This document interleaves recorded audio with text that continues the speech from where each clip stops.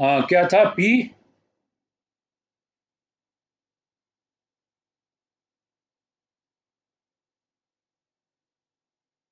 P C L.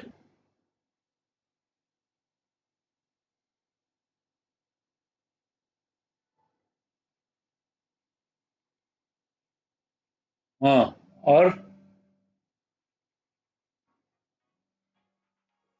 अच्छा।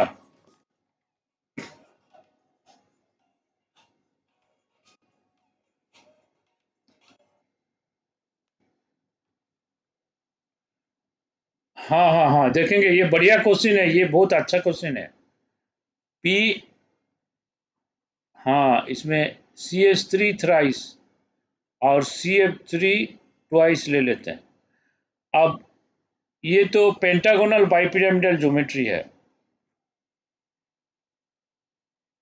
तो pentagonal bipyramidal में हम लोग जानते हैं कि जो ज़्यादा इलेक्ट्रोनेगेटिव वो एक्सियल पोजीशन ले लेता है। तो अगर सी एफ थ्री है, उसको हम एक्सियल में रखते हैं। तीन है तो एक इधर रखते हैं और सी एच थ्री को इधर रखते हैं। तो सी एफ थ्री ग्रुप क्या है? वो इलेक्ट्रॉन विड्रॉइंग ग्रुप है। क्यों? क्योंकि फ्लोरीन वेरी स्ट्रॉन्ग इलेक्ट्रोनेगेटिव। तो फ्लोरीन इलेक्ट्रॉन खींचेगा जोर से, तो इधर से इलेक्ट्रॉन कार्बन से भी खींचा जाएगा। जैसे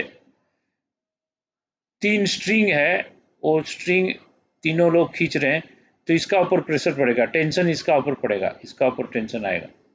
तो ये जो तीन इलेक्ट्रोनेगेटिव ग्रुप है, तो इसका इलेक्ट्रॉन इधर खींचा जाएगा। मतलब ये एक हाईली इलेक्ट्रोनेगेटिव ग्रुप की तरह उसको मान सकते हैं हम लोग।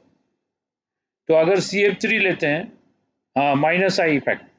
अगर सी एफ थ्री ले रहे हैं तो सी एफ थ्री लेंगे तो इसको एक्सियल में ही रखना है, इसको इक्वेटोरियल में नहीं रख सकते।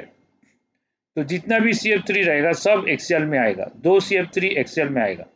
उसके बाद एक्सियल में दो ही रह सकता है, तो और एक बच गया, तो वो इक्वेटोरियल में आएगा। तो ये इसका स्ट्रक्चर है। अगर हम दूसरा टाइप का स्ट्रक्चर लेते हैं जिसमें दो सी एफ थ्री है, तो दो सी एफ थ्री रहने से तो इसका जो स्ट्रक्चर होगा, सी एफ थ्री दो ही एक्सियल पोजीशन ले लेगा।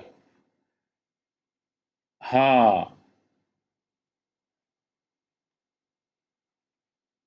हाँ, इसका जीरो होगा, लेकिन इसका जीरो नहीं होगा, क्योंकि इधर से ये कैंसिल हो गया। लेकिन ये ट्राइगोनल प्लानर जो है, ट्राइगोनल प्लानर में ये कैंसिल नहीं हुआ। क्यों नहीं हुआ? क्योंकि देखो, सी एफ थ्री का डाइपोल मोमेंट सी एफ की तरह रहेगा, सी एफ के डायरेक्शन में रहेगा। ओके, तो सी एफ थ्री का डाइपोल मोमेंट इस डायरेक्शन में रहेगा। सी एफ थ्री का डाइपोल मोमेंट अगर इस डायरेक्शन में रहेगा, तो सी एच थ्री का डाइपोल मोमेंट पी की डायरेक्शन में रहेगा, ये पी की डायरेक्शन में रहेगा। तो नेट डाइपोल मोमेंट जो होगा, वो नेट डाइपोल मोमेंट ऐड हो जाएगा, इस तरफ से आएगा। इस दोनों का रिजल्टेंट इस तरफ आएगा, ये और ये ऐड हो जाएगा। तो इसका डाइपोल मोमेंट जीरो नहीं होगा, कुछ होगा इसका, लेकिन जीरो हो जाएगा क्योंकि ये एक्सियल में कैंसिल हो गया, और इक्वेटोरियल में तीनों में भी 120 डिग्री होगा, तो तीनों में कैंसिल हो गया। तो इसीलिए इसका नेट डाइपोल मोमेंट जीरो होगा।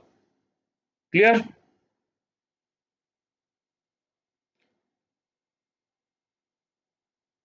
तो उसके बाद नेक्स्ट देखते हैं।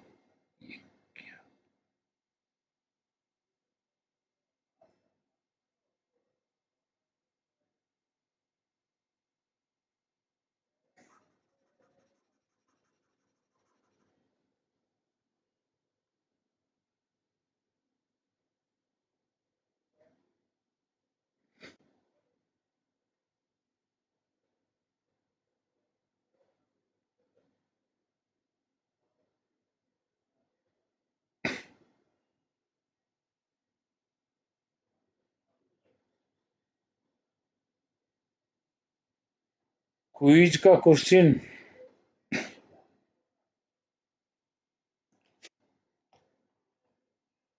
क्या क्वेश्चन था?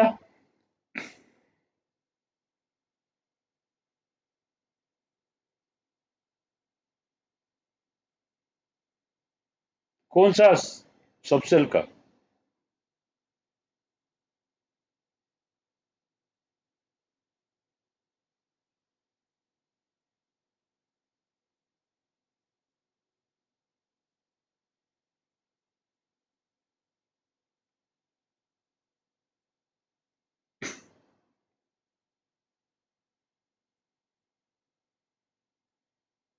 हाँ, क्या किसका था?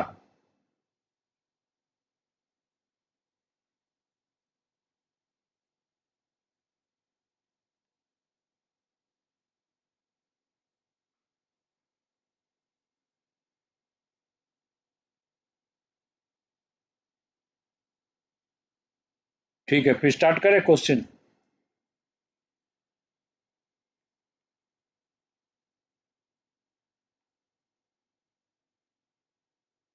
डिस्प्रोपोर्शनेशन मतलब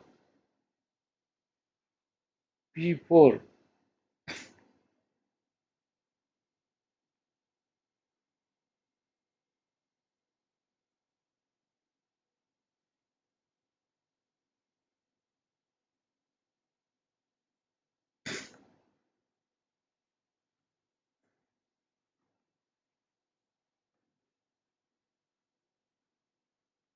ऐसे तो इसका डिस्प्रोपोर्शनेशन रिएक्शन मतलब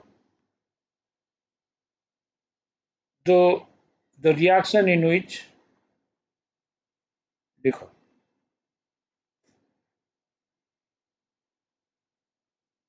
हाँ हाँ,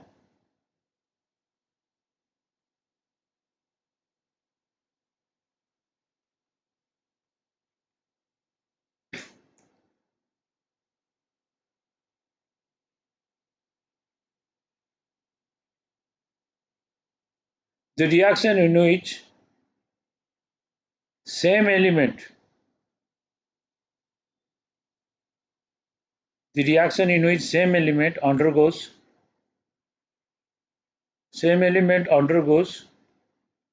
both oxidation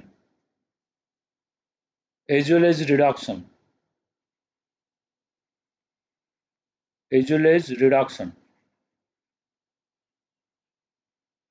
is known as is known as disproportionation reaction।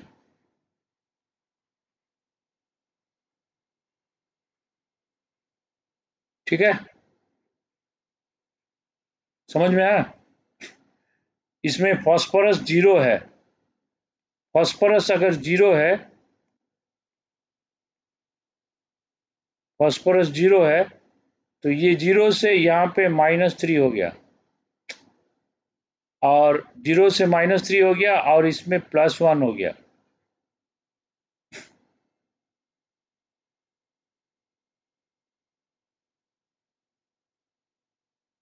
तो ये जीरो से -3 हुआ रिडक्शन, जीरो से +1 हुआ ऑक्सीडेशन। अगर सेम एलिमेंट ऑक्सीडेशन भी हो रहा है रिडक्शन भी हो रहा है उसको बोलेंगे disproportionation, means dissociation by proportion. Okay, ठीक है।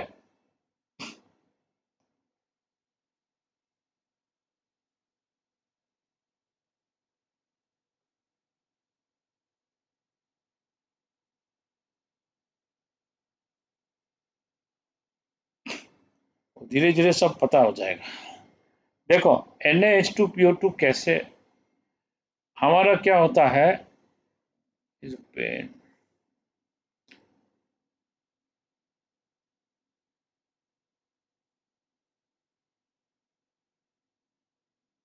हाँ, PH3 होता है फॉस्फिन, रॉटन फिश, हाँ, phosphine, रॉटन fish smell, fish रॉटन fish smell तो किए हो ना, रॉटन फिश स्मेल होगा PH3। और Na2PO2 क्या है? Na2PO2 हमारा, हाँ, देखो, हमारा H3PO2 होता है, this is called hypophosphorous acid. H3PO3 होता है, इसको बोलेंगे फॉस्फोरस एसिड। H3PO4 को बोलेंगे फॉस्फोरिक एसिड या और ऑर्थो मैं बोल रहा हूँ यहाँ से H3PO4 लिखो फॉस्फोरिक एसिड, इसको बोलेंगे फॉस्फोरिक एसिड। देखो नाम का उसका लॉजिक है। फॉस्फोरिक एसिड क्यों बोलेंगे, कैसे याद रखेंगे? इसका ऑक्सीडेशन स्टेट देखो +5 है, ये 8 3 गया -5 हुआ, ये +5, इसका ऑक्सीडेशन नंबर +5। फॉस्फोरस का मैक्सिमम ऑक्सीडेशन नंबर +5 ही होता है।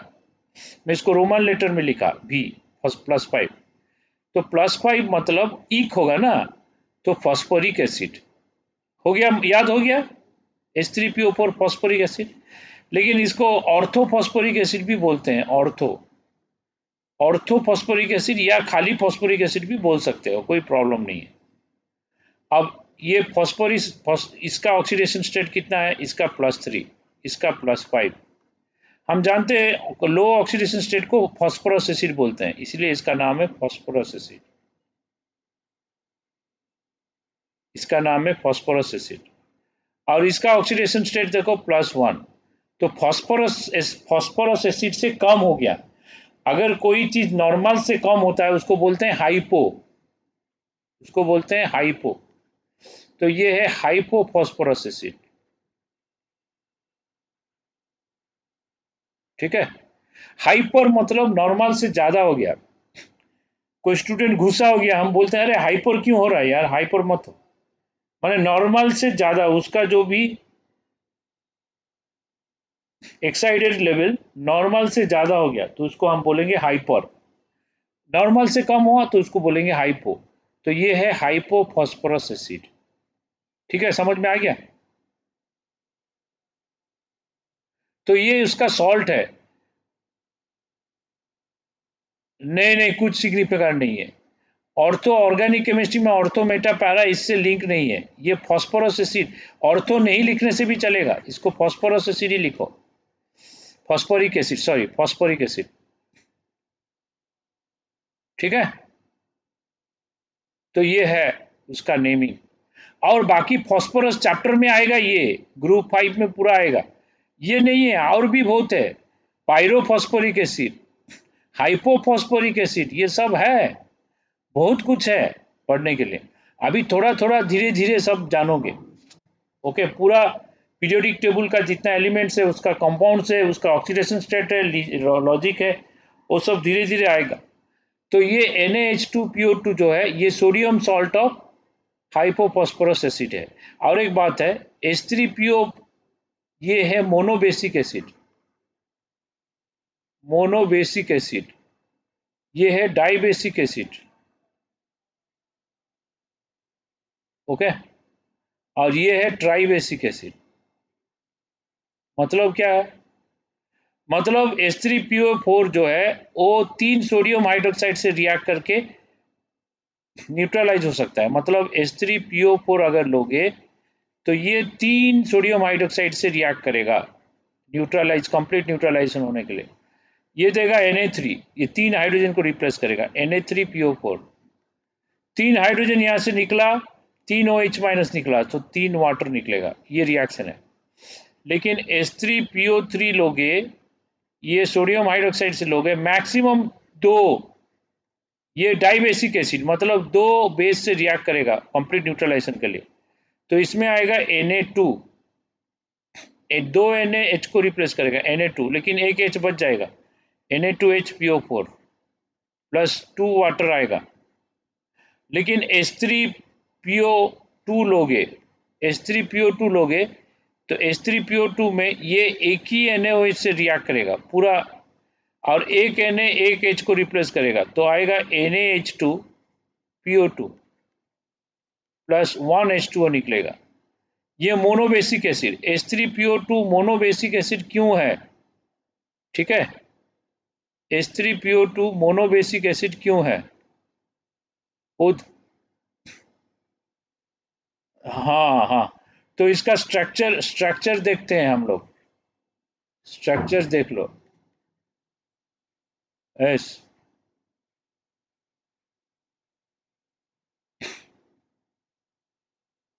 हाँ PO3 हो, ये PO2 सही है। तो ये H3PO2 का स्ट्रक्चर है। H3 हो गया PO2। तो H3PO2 में एक ही OH है और बाकी PH है। तो इसका स्ट्रक्चर ऐसा है। आप देखते हैं H3PO3 का स्ट्रक्चर कैसा है।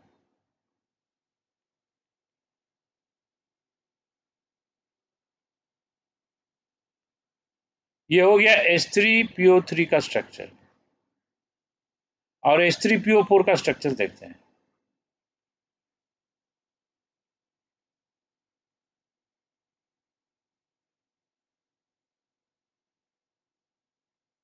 H3PO4 का है। तो H3PO4 में ये जो OH है ये टूट सकता है, ये टूट सकता है, ये टूट सकता है। बेस देने से 3 OH टूटेगा। मतलब इसका 3 H प्लस रिप्लेसेबल है। तो ये 3 NaOH से रिएक्ट कर सकता है। ये ट्राइबेसिक एसिड हो गया H3PO4। H3PO3 में ये OH का H, ये OH का H टूट सकता है। पीएच का H टूट नहीं सकता। पीएच का H जो है वो टूट नहीं सकता। ठीक है। और H3PO2 में एक ही H टूटेगा।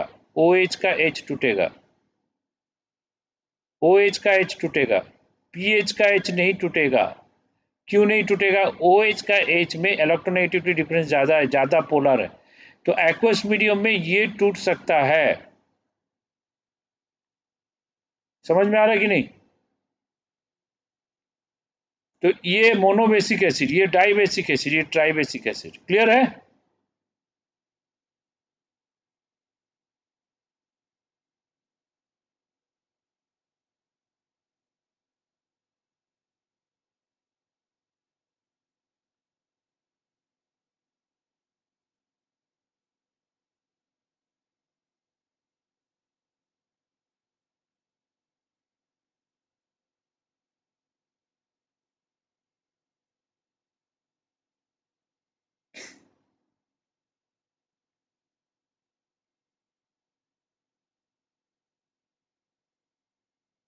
पहले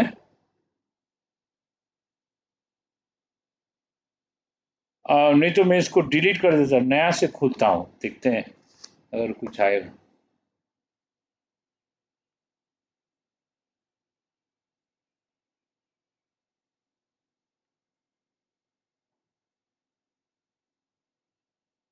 तो BOD में एक्टिवेट कर दिया। ठीक है।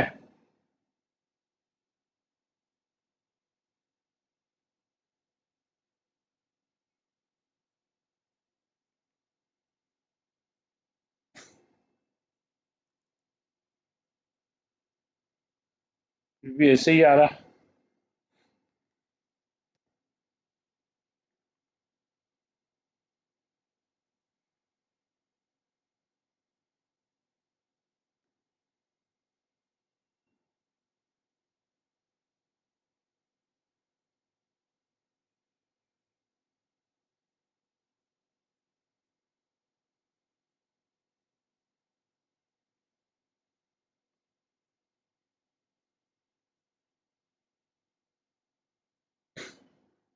अब आ रहा। ठीक है। अब देखो, नेक्स्ट क्वेश्चन में लेता हूँ। करने के लिए एक बढ़िया क्वेश्चन लेता हूँ, 2019 में आया था। ठीक है। 2019 का एक क्वेश्चन है, बढ़िया क्वेश्चन है। जेई एडवांस का है, 2019 का जेई एडवांस का क्वेश्चन ये है। इजी है लेकिन। the amount of the amount of water produced the amount of water produced in gram in the oxidation of 1 mole of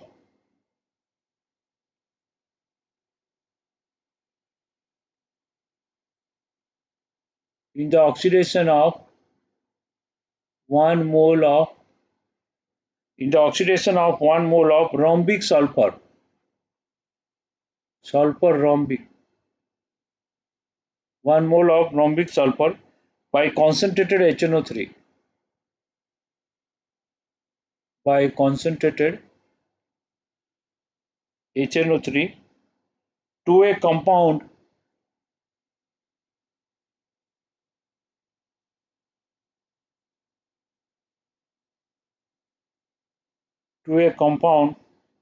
with the highest oxidation state of sulfur, with the highest oxidation state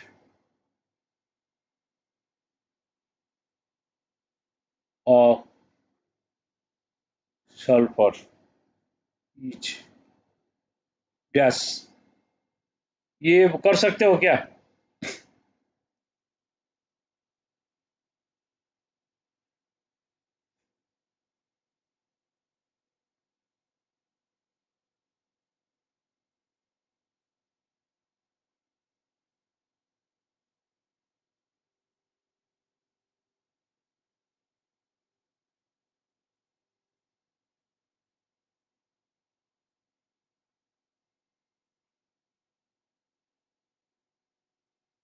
highest oxidation state of sulphur क्या होता है? 6 होता है, मतलब sulphuric acid. ठीक है, sulphur अगर sulphuric acid oxidise हुआ, नाइट्रोजन रिड्यूस होके NO2 देता है, और बोल रहा है पानी कितना निकलेगा, तो रेस्ट पानी होगा। अब बोल रहा है पानी का ओजन बताओ,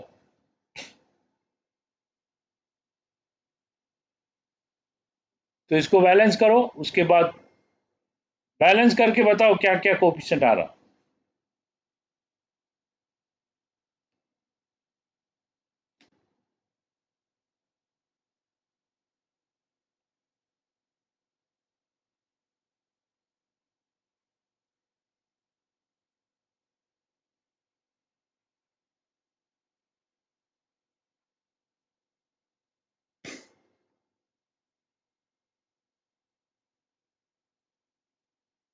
कितना होगा?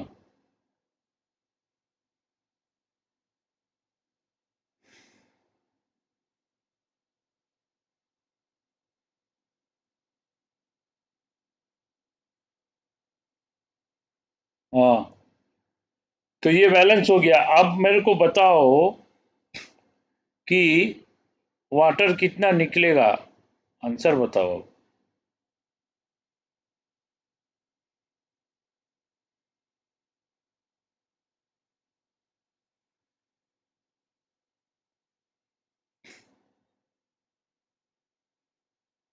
हाँ,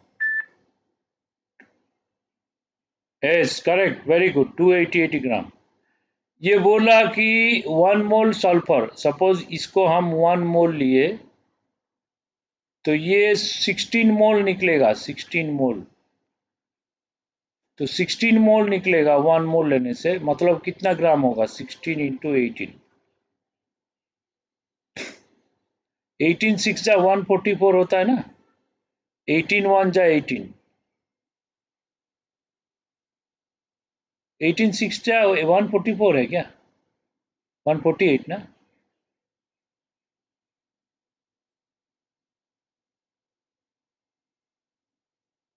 108 ना, तो 10 है, तो 288 आ रहा।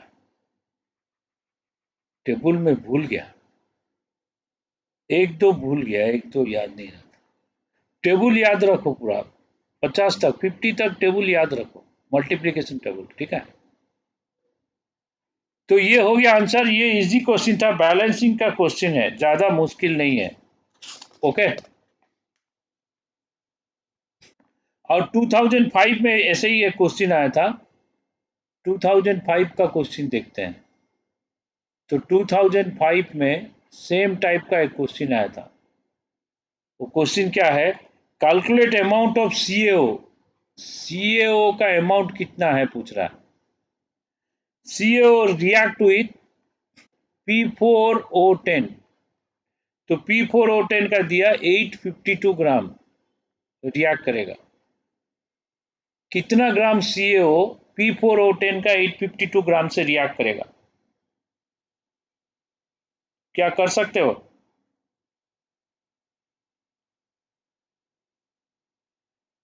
इसमें प्रोडक्ट नहीं दिया, प्रोडक्ट क्या आएगा बोलो तो? कैल्शियम फॉस्फेट आएगा, कैल्शियम इसमें फॉस्फेट होगा, calcium phosphate, Ca3PO4 whole twice. अब इसको बैलेंस करो।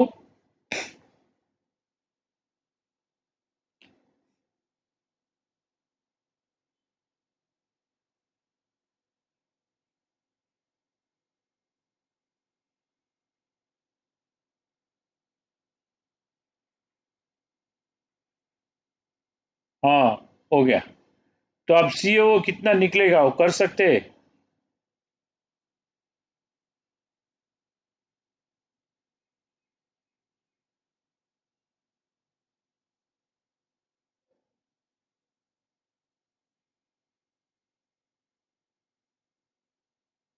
फास्फोरस 31।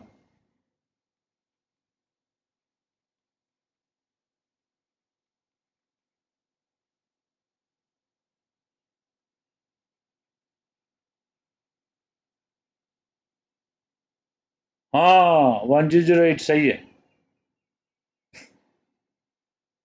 तो कैसे करेंगे? बहुत सारा मेथड है करने के लिए। आप इसका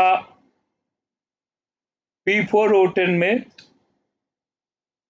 यूनिटरी मेथड अप्लाई करते हैं। इसका कितना होगा? 31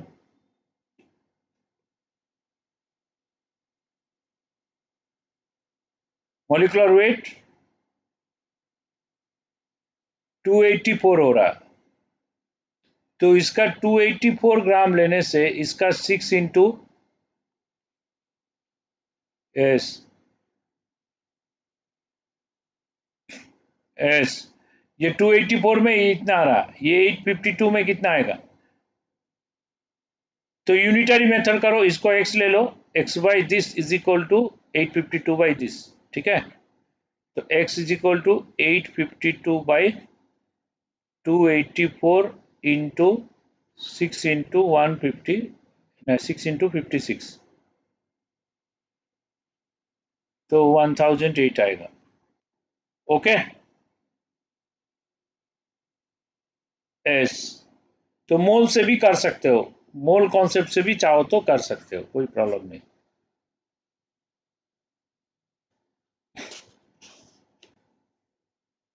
प्रोडक्ट 2 साल में सीख लोगे। ओके, तो और एक इजी है लेकिन कुछ स्टूडेंट कर नहीं पाएंगे, इसलिए मैं दे रहा हूँ, और एक क्वेश्चन में ले रहा हूँ। हाँ,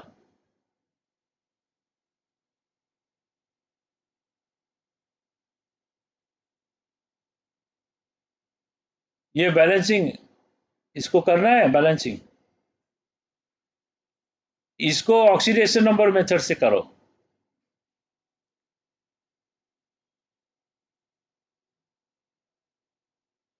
इसका बैलेंसिंग करना है क्या?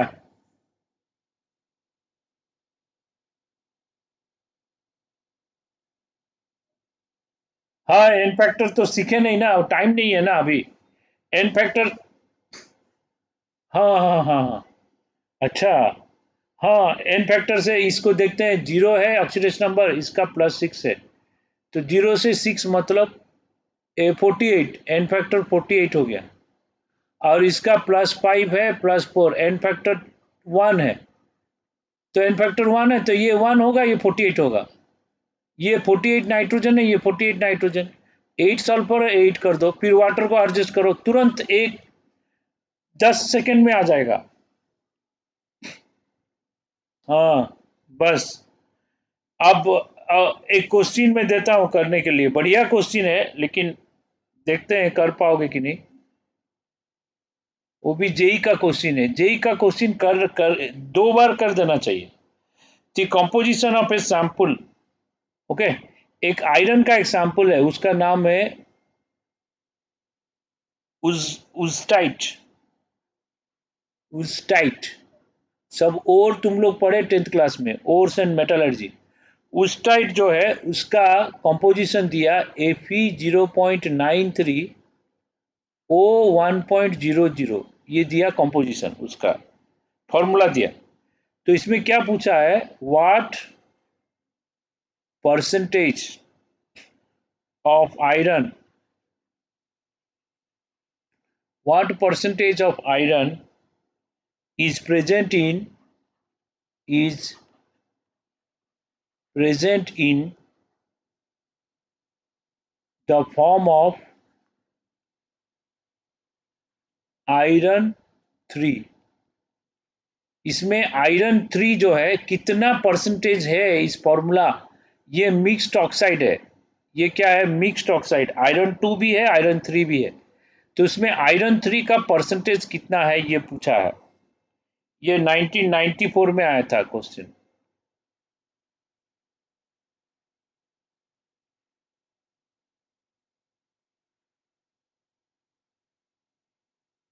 हाँ, ये फॉर्मूला तो दिया है Fe 0.93 और O 1.0। हाँ, ये कॉम्पोजिशन है। तो इसमें आयरन का 3 का परसेंटेज कितना है, कैसे करेंगे।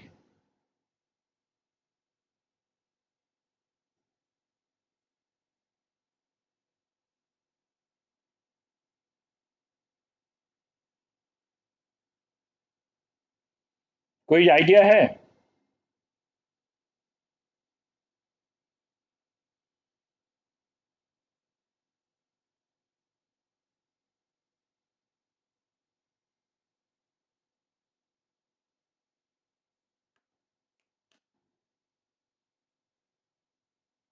आंसर बताओ। नहीं नहीं, थोड़ा आगे सोचो।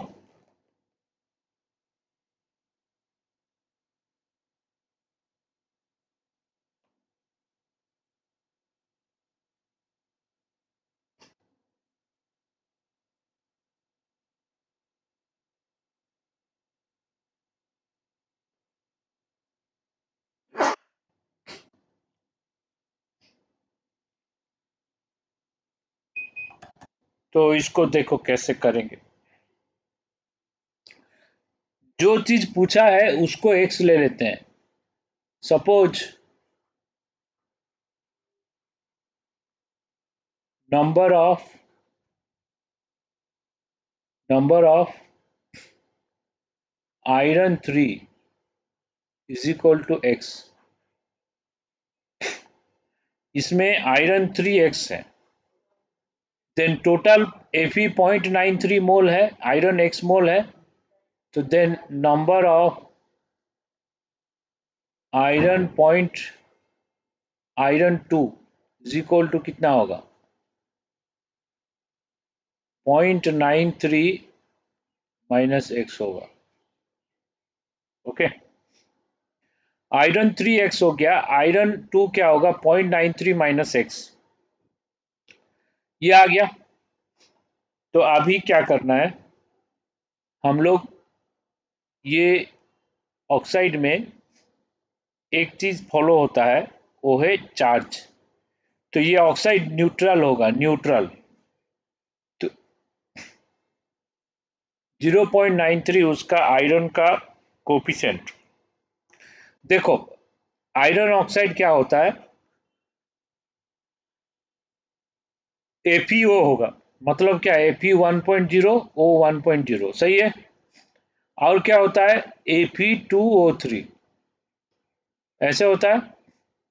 तो इसको लिख सकते हैं Fe2/3 O 1.0, तो Fe0.67 O 1.0, ऐसे लिख सकते कि नहीं। तो ऐसे करके इस टाइप का कुछ ऑक्साइड में कुछ कुछ अमाउंट लिए, इस टाइप का ऑक्साइड में कुछ अमाउंट लिए, और दोनों को मिक्स कर दिए। किस रेशियो में मिक्स किए वो नहीं दिया। मिक्स करने के बाद हमारा आ गया Fe 0.93 O 1.0, सही है।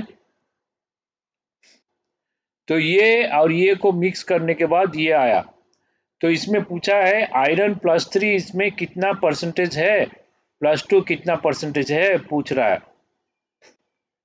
सही है, समझ में आया।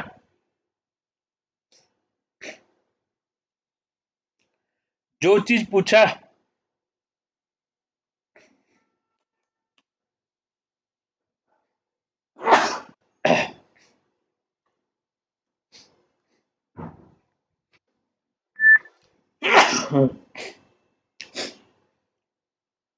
दोनों मिक्स दोनों को मिक्स करने के बाद अ, नहीं ऐड होगा। अगर ये 1:1 लिए तो ऐड होगा। अब अगर ऐड कर दिए तो क्या आ रहा है, Fe3O4 आ रहा है। इस दोनों को ऐड कर दो, Fe3O4 आ रहा है। हाँ, 15 आंसर सही है। तो दोनों को ऐड किया लेकिन 1:1 ऐड नहीं किया। ये हो सकता है 25:10, ये हो सकता है 65:35। किस रेशियो में ऐड किया नहीं दिया। पूछ रहा है कि आयरन 3 का ऑक्सीडेशन स्टेट बताओ। तो एज्यूम करते हैं टोटल आयरन 0.93 मोल है। एज्यूम करो टोटल आयरन हो गया 0.93।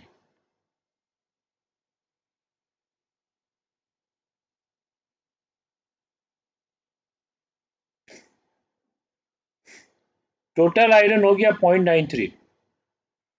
ठीक है,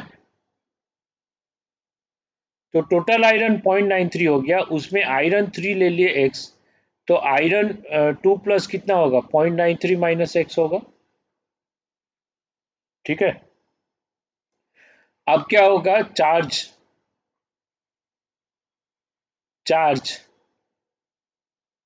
of iron plus charge of oxygen zero होगा कि नहीं। टोटल चार्ज न्यूट्रल है ना, ये न्यूट्रल स्पीसीज है, टोटल चार्ज जीरो होगा। आयरन का चार्ज कितना होगा, आयरन 3 प्लस कितना है, एक्स है, तो उसका चार्ज है +3। और 2 प्लस कितना है, 0.93 माइनस एक्स, इसका चार्ज कितना है, 2 +2। ऑक्सीजन का कितना है, -2। कितना ऑक्सीजन है, 1। टोटल जीरो हो गया, है कि नहीं। तो इसको मल्टीप्लाई करो, 3x plus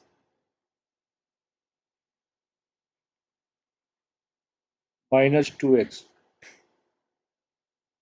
is equal to 2 को उस तरह उस साइड ले लो, 3x माइनस 2x आ गया x is equal to 2 minus 1.86। कितना आ रहा,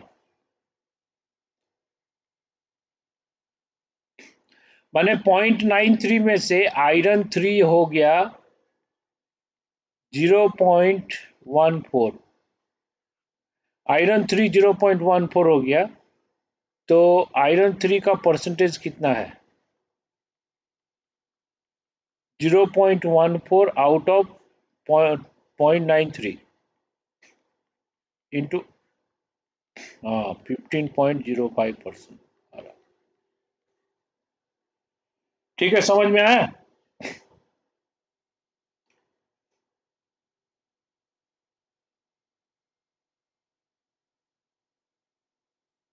नहीं नहीं, काम करेगा काम करेगा। देखो, मान लो 10-15 वेराइटी का क्वेश्चन कर लिए ना, उस टाइप का क्वेश्चन आएगा तो कर लोगे। ठीक है, ऐसे ऐसे टाइप का और एक क्वेश्चन दे रहा हूँ करने के लिए, देखते हैं। मैंने लिया पीबी का ले लो,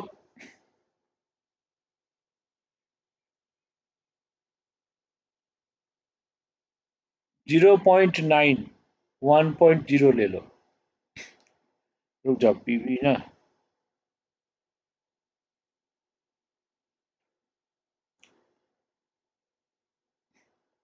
पीबी में Pb+2 होता है और Pb+4 होता है।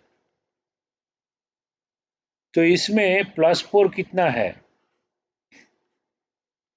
+4 का परसेंटेज कितना है, देखो तो।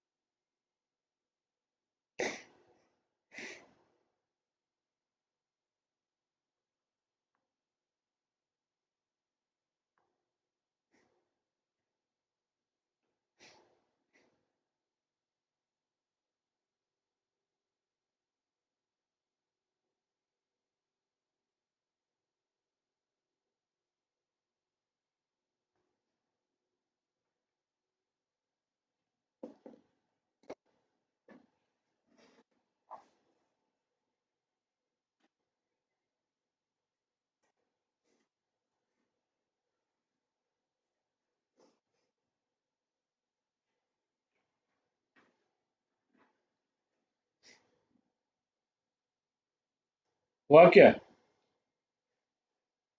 कितना आ रहा है? हाँ, तो ऐसे ही करना है। +4x ले लो, ये 0.9 -x हो गया। तो चार्ज देखते हैं कितना होगा।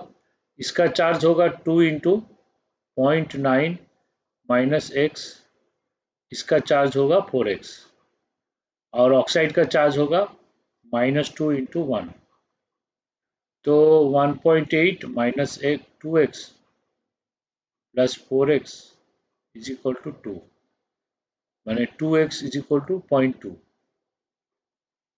तो x हो गया 0.1। 0.1 है तो इसका परसेंटेज कितना होगा? 0.1 बाई 0.9 इंटू 100, तो कितना आ रहा है? 11.09 ना, 11, तो 11% आ रहा है। ठीक है, तो ऐसे क्वेश्चन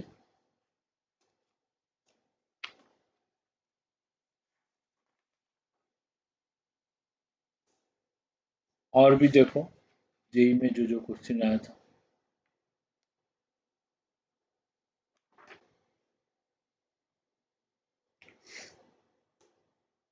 देखो एक बढ़िया क्वेश्चन 1993 में आया। ओके, हमारा टाइम का क्वेश्चन है 1993। तो 1993 का क्वेश्चन देखो, upon mixing upon mixing 45 ml of 0.25 lead nitrate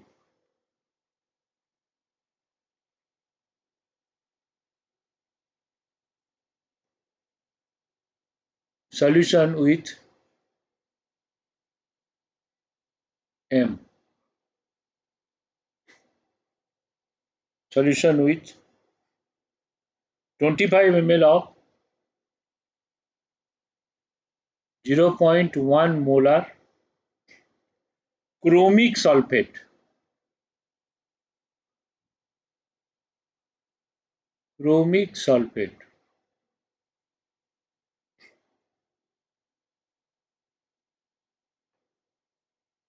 हाँ,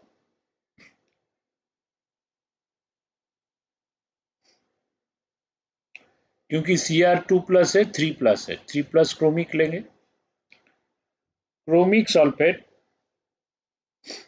gives precipitation of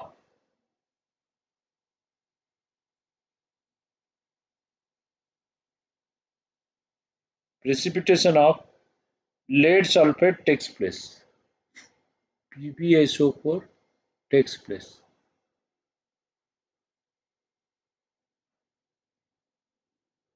How many mole of lead sulfate are formed? पहले देखना है how many mole of lead sulfate are formed। Okay. Also calculate molar concentration of species left behind. Find molar concentration, means molarity of species left behind. Species left behind in final solution. In final solution. Assume that lead sulfate is completely insoluble. Assume that lead sulfate is completely insoluble.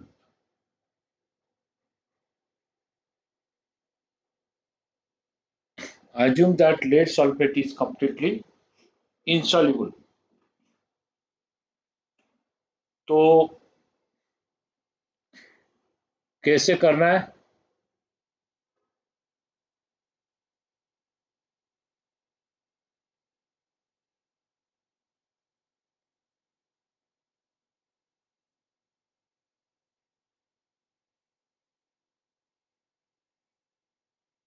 Yes, that is first thing, chemical reaction लिखो।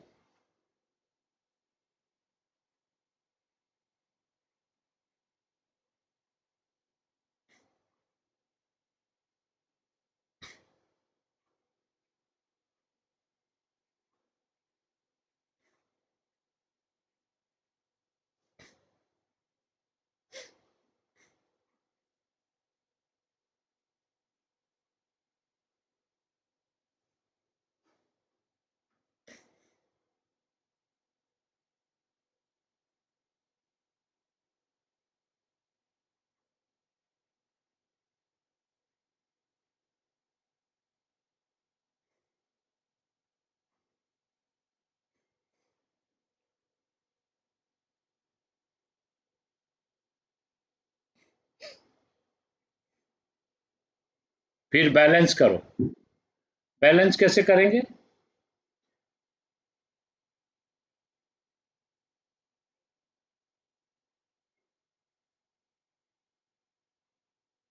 हाँ, chromium को 2 कर देने से chromium 2 हो गया, ये chromium 2 हो गया, सही है। अब नाइट्रेट तो 6 हो गया, नाइट्रेट 6 को 3 कर दो, 3 लेड हो गया तो 3 कर दो, 3 सल्फेट हो गया, 3 सल्फेट है ही। तो ये बैलेंस हो गया। उसके बाद क्या करेंगे? लिमिटिंग रीजन चेक करना है, तो उसके लिए नंबर ऑफ मोल्स निकालो। हाँ, number of moles of lead nitrate कितना है? नंबर ऑफ मोल्स क्या फॉर्मूला है? Molarity into volume in ml by 1000, ये नंबर ऑफ मोल। तो मोलारिटी कितना है? 0.25।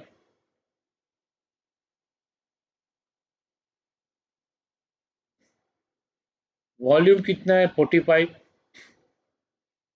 Divided by 1000।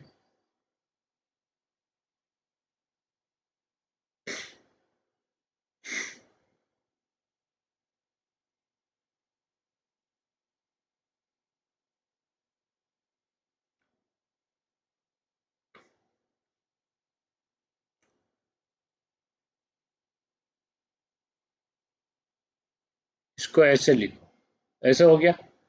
अब number of moles of chromium sulphate कितना है? तो number of moles of chromium sulphate देखते हैं कितना मोल है। 25 इंटू 0.1, इसका भी एम बी बाई 1000 जो फॉर्मूला है लिख लो। हाँ, पीबीएसओ पर वाइट प्रेसिपिटेट होता है ना, 0.1। Yes, completely highly insoluble. तो ये आ गया 2.5 इंटू 10⁻³ आप देखते हैं कौन लिमिटिंग रेजेंट है। तो रेशियो ऑफ PbNO3 ट्वाइस कितना है? हाँ, देखते हैं। तो इसका रेशियो कितना? लेड का रेशियो, लेड का 11.25 बाई 3 इंटू 10⁻³ और रेशियो ऑफ क्रोमियम सल्फेट कितना होगा? क्रोमियम सल्फेट का रेशियो 2.5 इंटू 10⁻³ डिवाइडेड बाय 1। तो कौन कम है? क्रोमियम कम है कि लेड कम है रेशियो में? ये अगर 2.5 होता तो 7.5 होता, तो ये ज्यादा है, ये कम है। तो ये हो गया हमारा लिमिटिंग रिएजेंट। ये अगर लिमिटिंग रिएजेंट है, हमारा लेड सल्फेट कितना प्रोड्यूस होगा पूछ रहा। तो लेड सल्फेट इसका 3 गुना होगा नहीं? तो number of moles of lead sulphate will be 3 times in of number of moles of chromium sulfate। ठीक है, 3 into number of moles of chromium sulphate कितना है? Number of moles of chromium sulphate ये वाला है 2.5 इंटू 10⁻³ तो ये आएगा 7.5 इंटू 10⁻³ इतना मोल आएगा लेड सल्फेट। तो ये क्यों पूछा है, how many moles of lead sulphate form आ गया।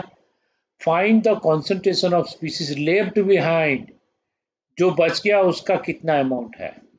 ओके, तो लेड नाइट्रेट कितना मोल है, इतना मोल है, तो number of moles of lead nitrate reacted कितना होगा।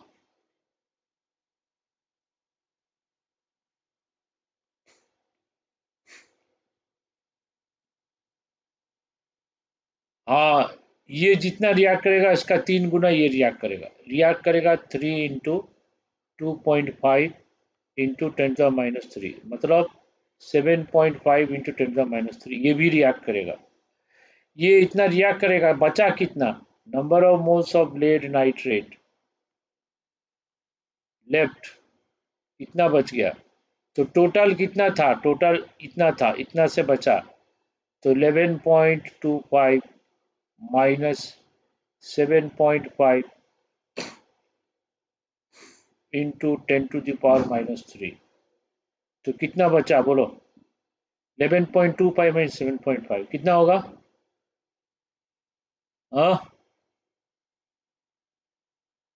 आ रहा है 3.75 इंटू 10⁻⁵ ये तो मोल आया, लेकिन क्वेश्चन में क्या पूछा है, molar concentration. Molar concentration, molar concentration मतलब मोलारिटी। मोलारिटी क्या फॉर्मूला होगा देखो, नंबर ऑफ मोल्स अगर मोलारिटी इंटू वॉल्यूम बाई 1000 होता है तो मोलारिटी कितना होगा, molarity is equal to number of moles into 1000 by volume, number of moles into 1000 by volume, ये होगा मोलारिटी। ठीक है, तो नंबर ऑफ मोल्स कितना है इसका 3.75 into 10⁻³ into 1000 into 10⁻+3 by volume. यहाँ पे वॉल्यूम मतलब टोटल वॉल्यूम, सॉल्यूशन का टोटल वॉल्यूम, टोटल वॉल्यूम कितना है,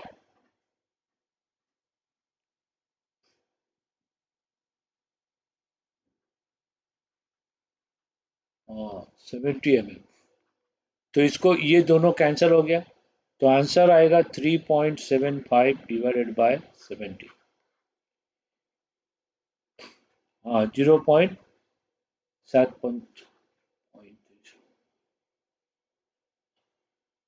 हाँ 0.053 तो ऐसे नहीं, दोनों मिक्स करने के बाद सॉल्यूशन में वॉल्यूम तो बढ़ जाएगा ना।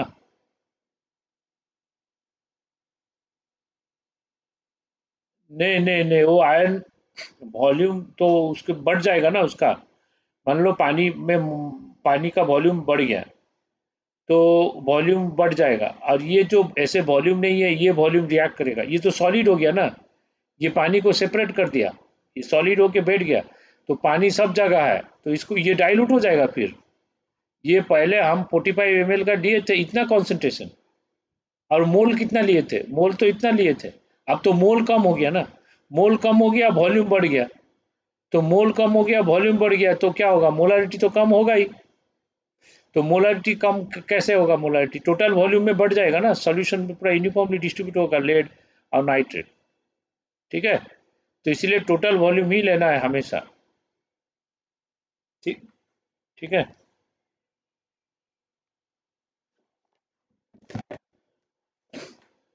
हाँ, उसका भी कॉन्सेंट्रेशन में बाई 70 होगा। इसमें इसमें पूछा है molar concentration species left behind, तो लेफ्ट बिहाइंड में हम लोग सोच रहे हैं ये वाला लेफ्ट बिहाइंड। अगर क्वेश्चन में पूछा होता कॉन्सेंट्रेशन ऑफ सॉल्यूशन फॉर्म्ड, ये तो फॉर्म हुआ, इसका निकालना है, इसका भी आएगा, क्योंकि इसका इसका डबल आ रहा है, तो ये अगर 2.5 है इसका मोल आएगा 5 इंटू 10⁻³ इतना मोल आएगा इसका, इतना मोल है, तो इसका वॉल्यूम कितना होगा।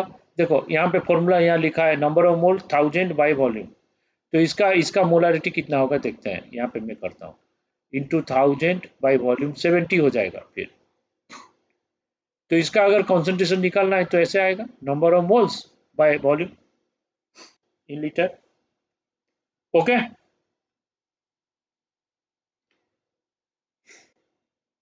क्या चीज?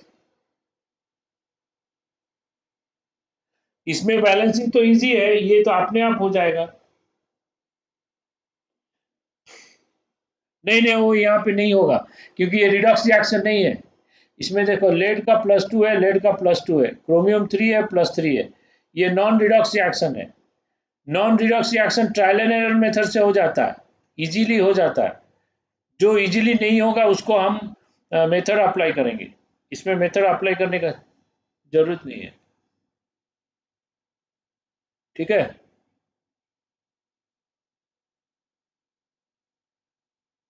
मिलीमोल से कर सकते हैं। मैंने मोल से किया, देखो मिलीमोल मत करो। मिलीमोल करने से लेंदी होगा, कंफ्यूजन होगा। और कभी अगर बॉल, हाँ नहीं नहीं मत करो मिलीमोल। मैं वॉल्यूमेट्रिक एनालिसिस जब बताऊंगा तो दोनों बताऊंगा, मोल मेथड से करना है, मिलीमोल मेथड से करना है, दोनों बताऊंगा। तुम लोग खुद ही देखोगे कि मिलीमोल में कितना कंफ्यूजन है। ठीक है, तो पहले मैं जब स्टूडेंट था मैं मिलीमोल से किया था, लेकिन एक साल बताया कि नहीं नहीं मोल से करो। तो जब मैं आंसर आता था, आंसर में मिलीमोल से करता था, 1000 मल्टीप्लाई होके आता था। ठीक है, तो मैं सोच रहा था आंसर हमेशा 1000 ज्यादा क्यों आ रहा, 1000 टाइम्स आ रहा। तो एक साल बताया कि मोल मेथड से करो, 1000 टाइम्स कभी नहीं आएगा। तो मोल मेथड से करने से डायरेक्ट आंसर आता है, कंफ्यूजन नहीं होता है। ठीक है, तो सेम टाइप का क्वेश्चन एक आया था, कोई एक जेई मेंस का एक क्वेश्चन है। तो जेई मेंस 2005 का एक क्वेश्चन है, मैं नेक्स्ट पेज में चलता हूँ।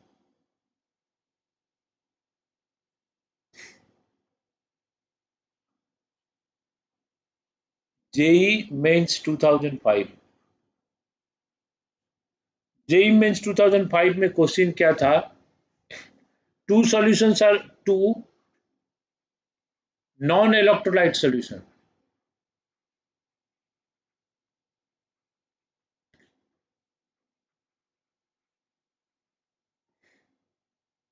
आर मिक्स्ड,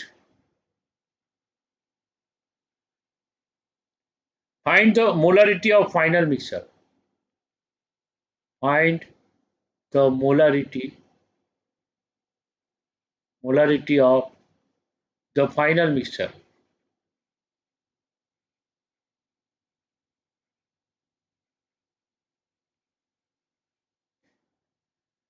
तो क्या क्या मिक्स हुआ?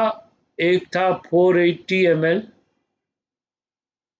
1.5 मोलर, प्लस 520 ml, 1.2 मोलर, दोनों मिक्स किए। तो बोलो।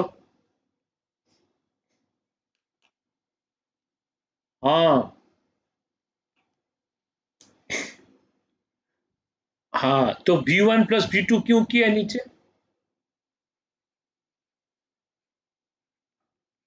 हाँ वही वही, इसीलिए मैं क्वेश्चन दे रहा हूँ। तो इसमें जब करना है, तो जब दोनों को ऐड करेंगे दोनों का मोल एडिशन हो जाएगा। तो मोल क्या होगा? M1V1 + M2V2। और वॉल्यूम क्या हो जाएगा? V1 + V2।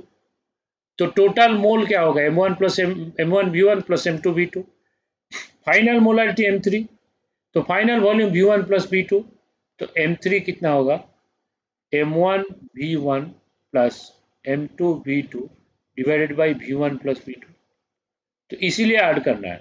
तो ये भी जेई मेंस में आता है कि इसमें कर लोगे, ये ज़्यादा प्रॉब्लम नहीं है। ठीक है, तो और एक क्वेश्चन लेता हूँ 2003 का। 25 ml of barium hydroxide, 25 ml of barium hydroxide, okay, on titration, with 0.1 molar HCl with titer value 35 ml, मतलब HCl का 35 ml यूज हुआ। The molarity of barium hydroxide कितना होगा? The molarity of barium hydroxide, ये solve करना है। Option दिया है लेकिन आंसर निकाल दो।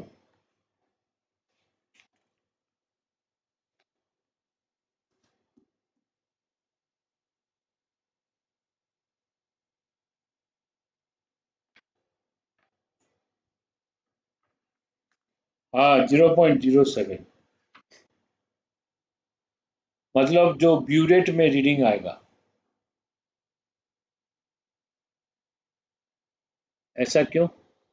देखो, जो सॉल्यूशन अननोन होता है उसको हम कोनिकल फ्लास्क में लेते हैं, मतलब जिसका कंसंट्रेशन या जिसका वॉल्यूम गिवन नहीं है, तो इसको हम लोग कोनिकल फ्लास्क में लेते हैं।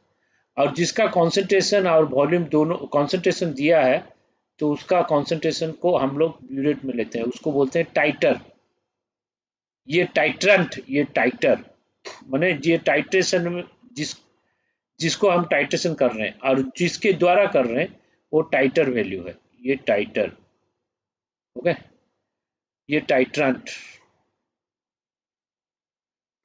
तो टाइटर वैल्यू मतलब इसका वैल्यू, ब्यूरेट रीडिंग का वैल्यू, मतलब जो कॉन्सेंट्रेशन गिवन है उसका वैल्यू। तो यहाँ पे देखो, ये जो रिएक्शन होगा इसमें पहले रिएक्शन लिख दो। हाँ,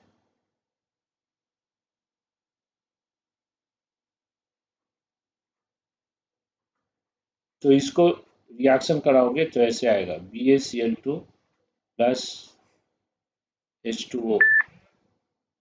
ओके, ये आएगा।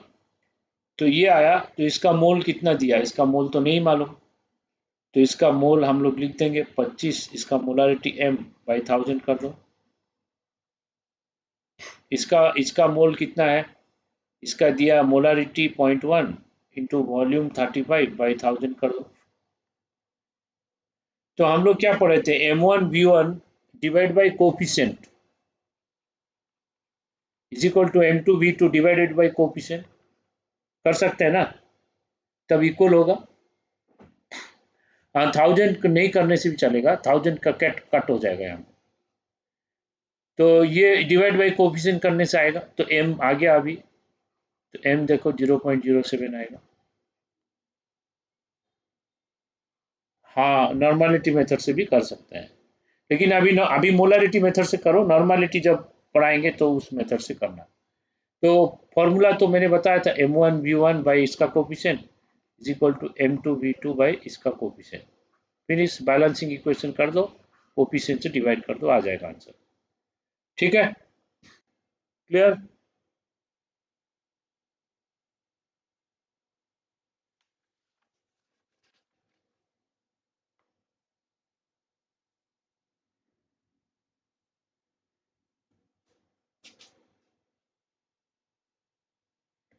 नेक्स्ट, जेई मेंस 2017 में एक क्वेश्चन आया, JEE mains 2017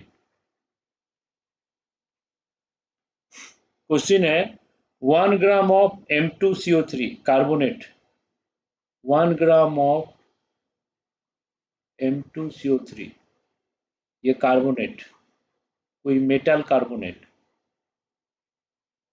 okay, on treatment with access of HCl, on treatment with excess of HCl produces produces 0.01186 mole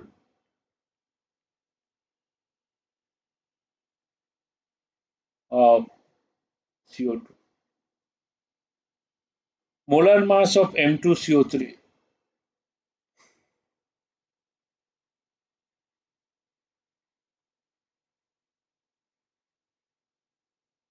in gram per mole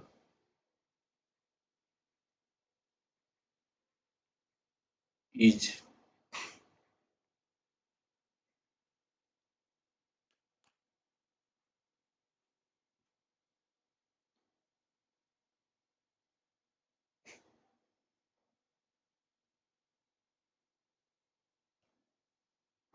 ये ट्राई करो, मैं 1 मिनट में आता हूँ।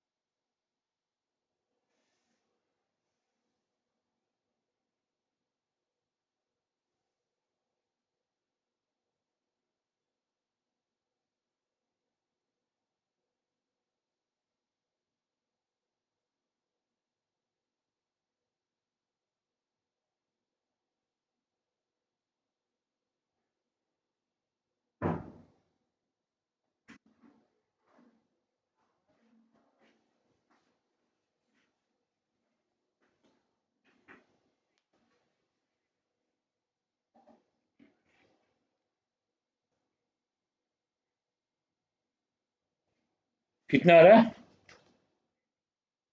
हाँ हाँ हाँ, सही है सही है। 84 पॉइंट का।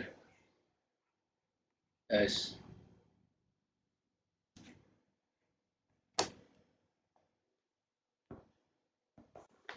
जेई मेंस में इजी क्वेश्चन आया था पिछले सालों में, इतना हार्ड क्वेश्चन नहीं आया। जेई एडवांस में ही एक्चुअली वॉल्यूमेट्रिक एनालिसिस से ज़्यादा क्वेश्चन आता है और इससे क्वेश्चन कम आता है।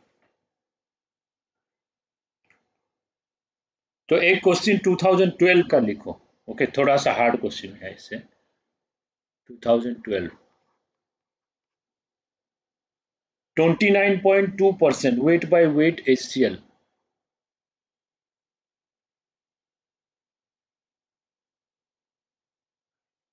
of HCl. Stock solution has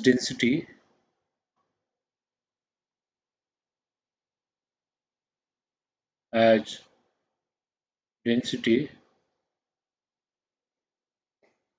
of density of 1.25 gram per ml. The molecular weight of HCl is, molecular weight तो मालूम है। The volume of the volume of the volume of stock solution required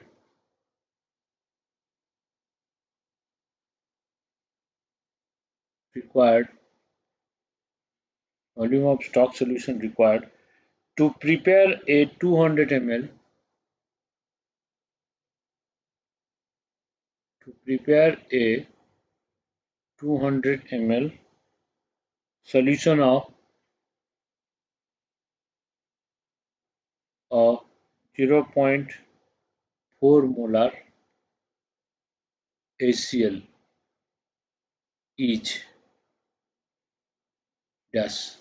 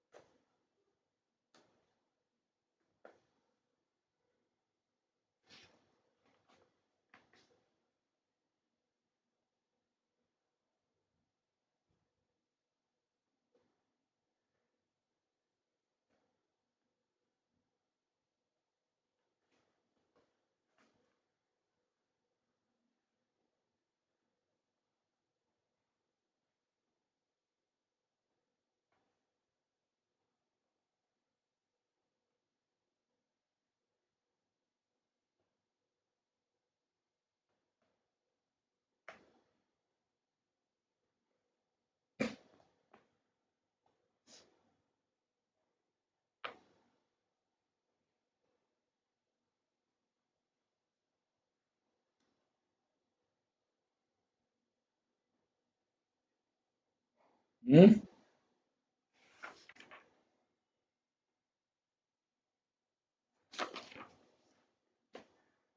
एक second.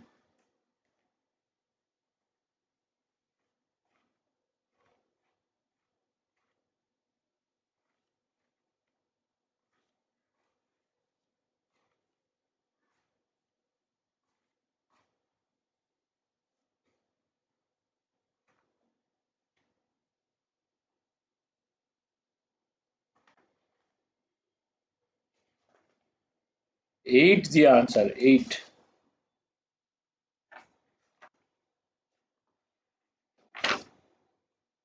बोलते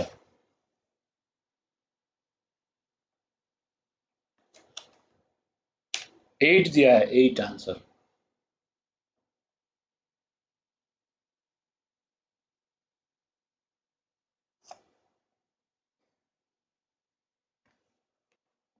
देखते हैं कैसे होगा। Percentage wait by wait मतलब क्या है? मतलब सॉल्यूट का weight 29.2 gram out of 100 gram of solution, है कि नहीं? अगर 100 ग्राम सॉल्यूशन लेंगे, हाँ वही तो चाहिए।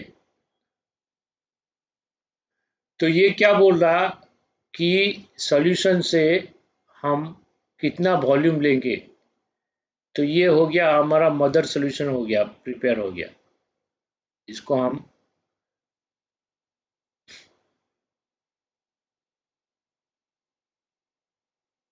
बॉटल में रख दिए।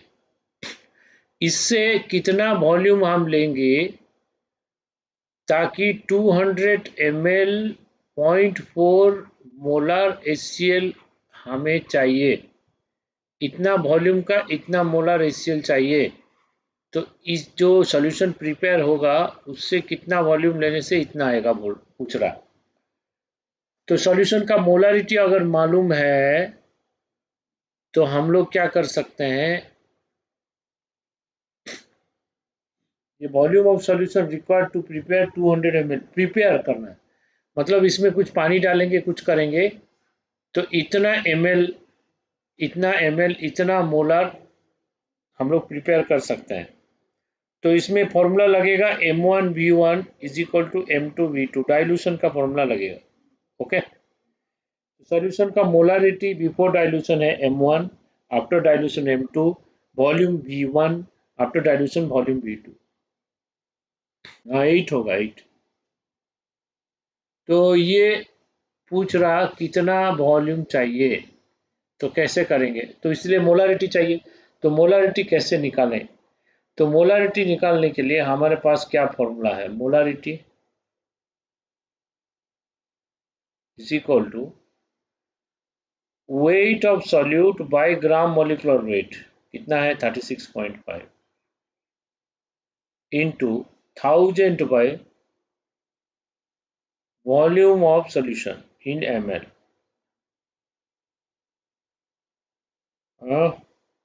वो देखते हैं हम लोग, ये हमें मालूम है, ये फॉर्मूला हमें, ये फॉर्मूला से मोलारिटी निकाल सकते हैं।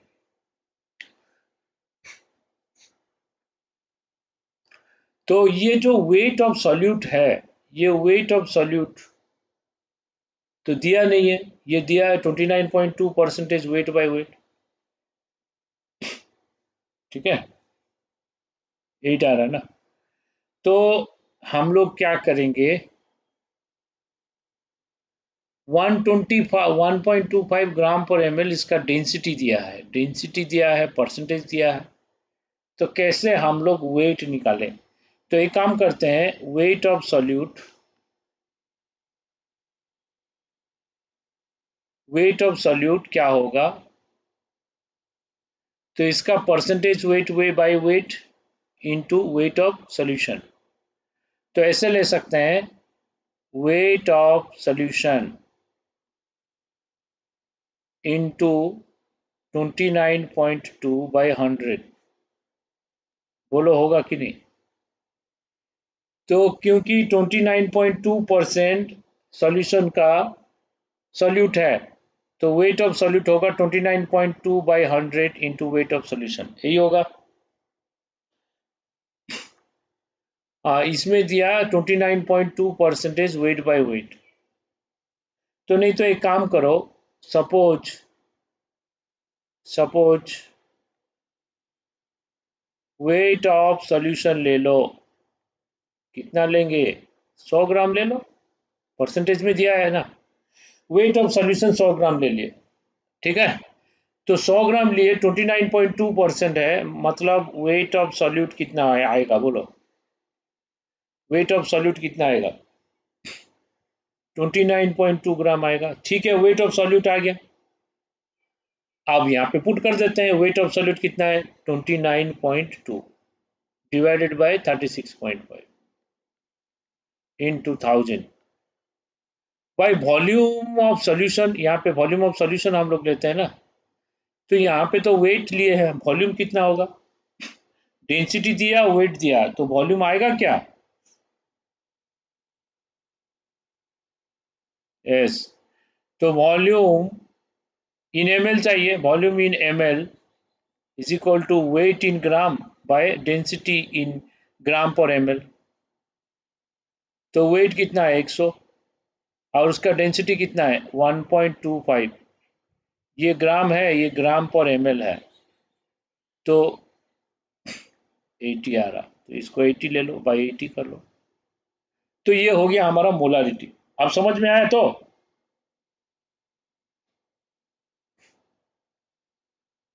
मैं दूसरा मेथड से कर रहा था, इस मेथड से भी कर सकते हैं।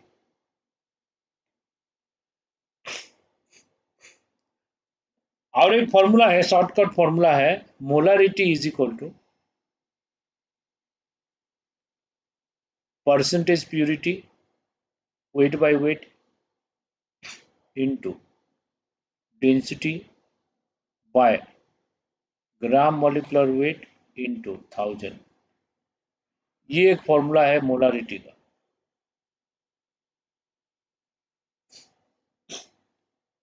ओके, ये फॉर्मूला से भी सेम आंसर आएगा। एक से परसेंटेज वेट बाय वेट, ये फॉर्मूला से भी हम लोग कर सकते हैं, सेम आंसर आएगा। देख लो, यहाँ पे एक्स हो गया 29.2, और डेंसिटी यहाँ पे ले लिए, डेंसिटी 1.25। ओके, ग्राम मोलिकुलर वेट 36.5, ठीक है। ये भी कर सकते हैं। तो ठीक है, हमारा मोलारिटी तो आ गया।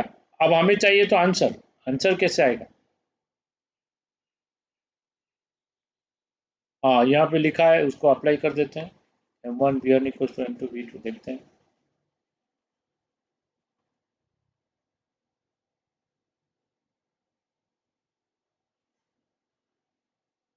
अच्छा अच्छा, ओ, वो भी सोच रहा था ऐसे ही। हाँ, टाइम लेगा, सही है।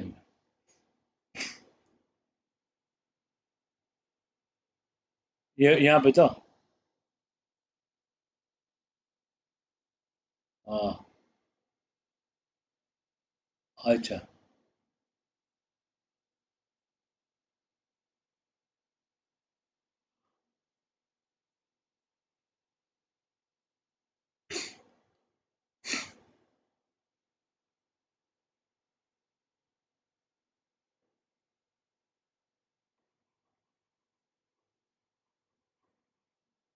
ओ, हाँ,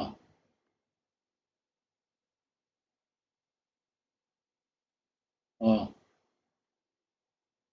हाँ,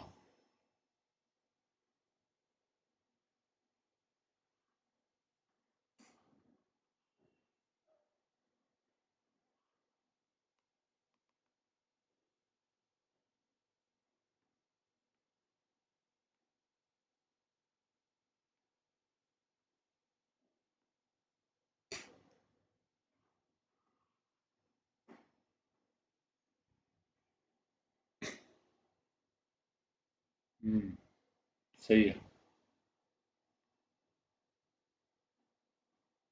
ठीक है। Okay, thank you, thank you. तो अब इसका आ गया मोलारिटी कितना आ रहा है, ये कुछ किए क्या?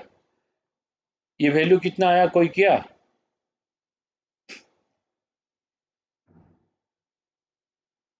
अच्छा ठीक है, रहने दीजिए। तो molarity M1V1 equal to M2V2, इसका वॉल्यूम चाहिए। तो 29.2 इंटू 1000 को 100 कर दे रहा हूँ, 36.5 इंटू 8 कर दे रहा हूँ, 10 कर कैंसिल कर दिया, is equal to M2V2। M2 कितना है 0.4, V2 कितना है 200। तो ये सॉल्व करना है, ये सॉल्व करके आंसर निकालना है, ठीक है। तो ये 100 हो गया 2 में, 100 इसमें 2 हो गया,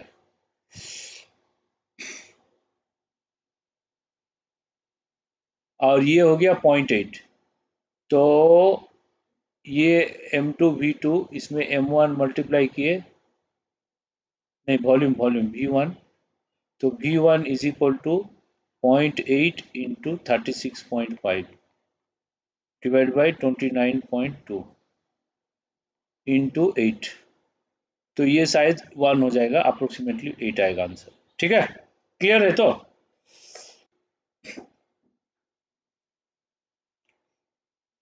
अब थोड़ा सा हार्ड क्वेश्चन देते हैं, कर पाओगे?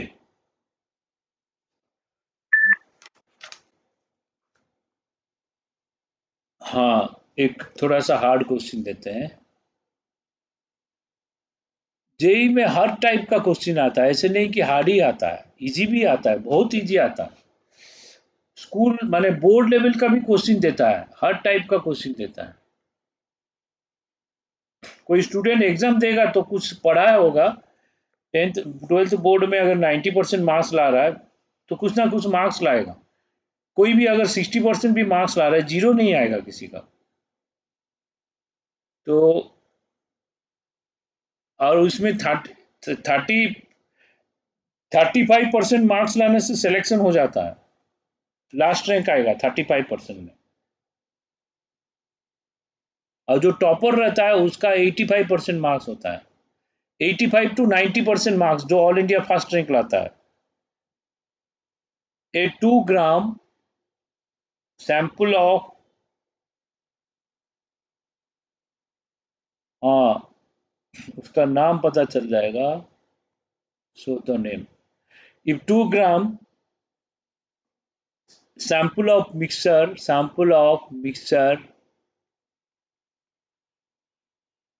of Na2CO3 NaHCO3 and Na2SO4, तीनों मिक्सर लिया, Na2SO4 is gently heated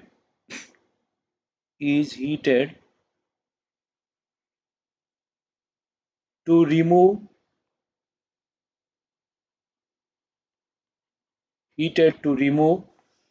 CO2 gas.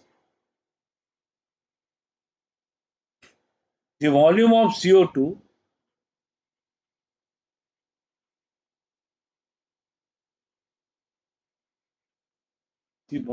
CO2 at 750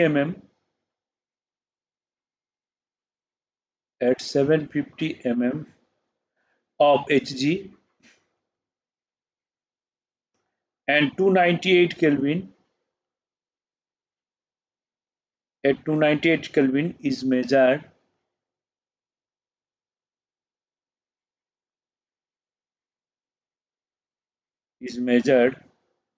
to be 123.9 ml.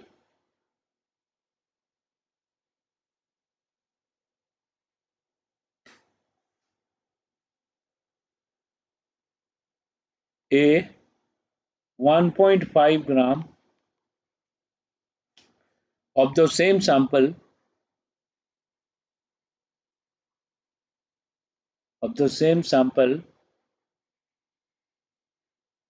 requires 150 ml M by 10 HCl, 150 ml M by 10 HCl for complete neutralization.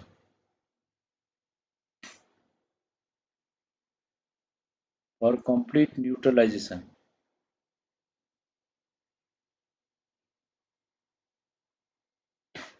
Calculate the percentage composition of the components.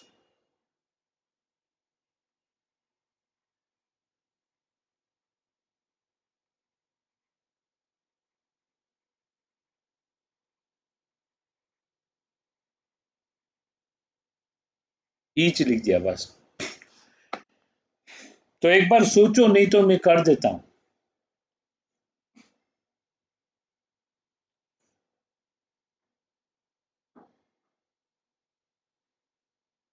तो reaction पता होना चाहिए। इसको heating करने से carbon dioxide निकलेगा बोल रहा है।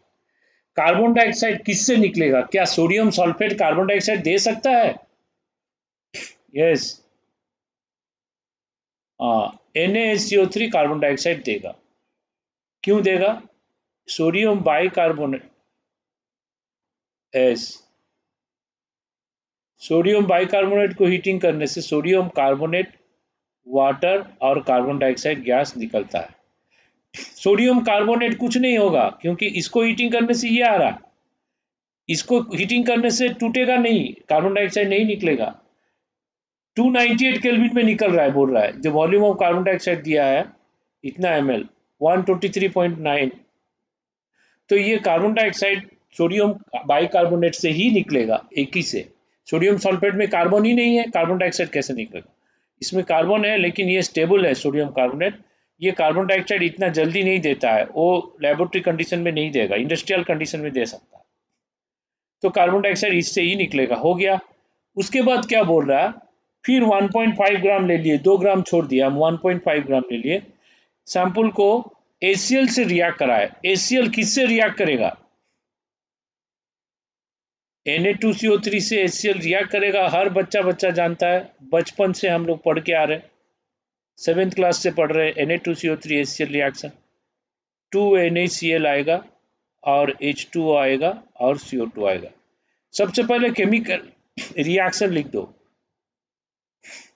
तो NaCO3 रिएक्ट करेगा कि नहीं? बिल्कुल करेगा। अगर Na2CO3 कर पा रहा है, NaCO3 भी रिएक्ट करेगा, वो भी रिएक्ट करेगा, तो ये आएगा NaCl। ठीक है, यहाँ NaCl आ गया, H इधर आ गया, H2O फिर आ गया, फिर CO2 आ गया। ये रिएक्शन ऐसे होगा। यहाँ से H प्लस, यहाँ H2O ले लेगा, फिर CO2 निकल जाएगा, ये ऐसे होगा। NaCO3 हो गया। Na2SO4 देखते हैं वो रिएक्ट करेगा क्या? नहीं, Na2SO4 नहीं करेगा क्योंकि ये बेसिक होने से करता है। बेसिक, हाँ, ये एसिडिक सॉल्ट है, ये बेसिक सॉल्ट है, तो रिएक्ट करेगा। ये न्यूट्रल सॉल्ट है, मतलब सोडियम हाइड्रोक्साइड स्ट्रॉन्ग बेस है, सल्फ्यूरिक एसिड स्ट्रॉन्ग बेस है। Salt of strong base strong acid neutral salt होता है, तो ये भी रिएक्शन नहीं करेगा। इसमें दोनों रिएक्ट करेंगे, इसमें इसका एक ही हीटिंग होगा, और सोडियम सल्फेट वो ऐसे ही रहेगा, इनर्ट रहेगा, वो कुछ करेगा नहीं। तो अभी परसेंटेज पूछा है, कैसे करेंगे? हाँ हाँ, देखते हैं आंसर, देखते हैं, एक मिनट।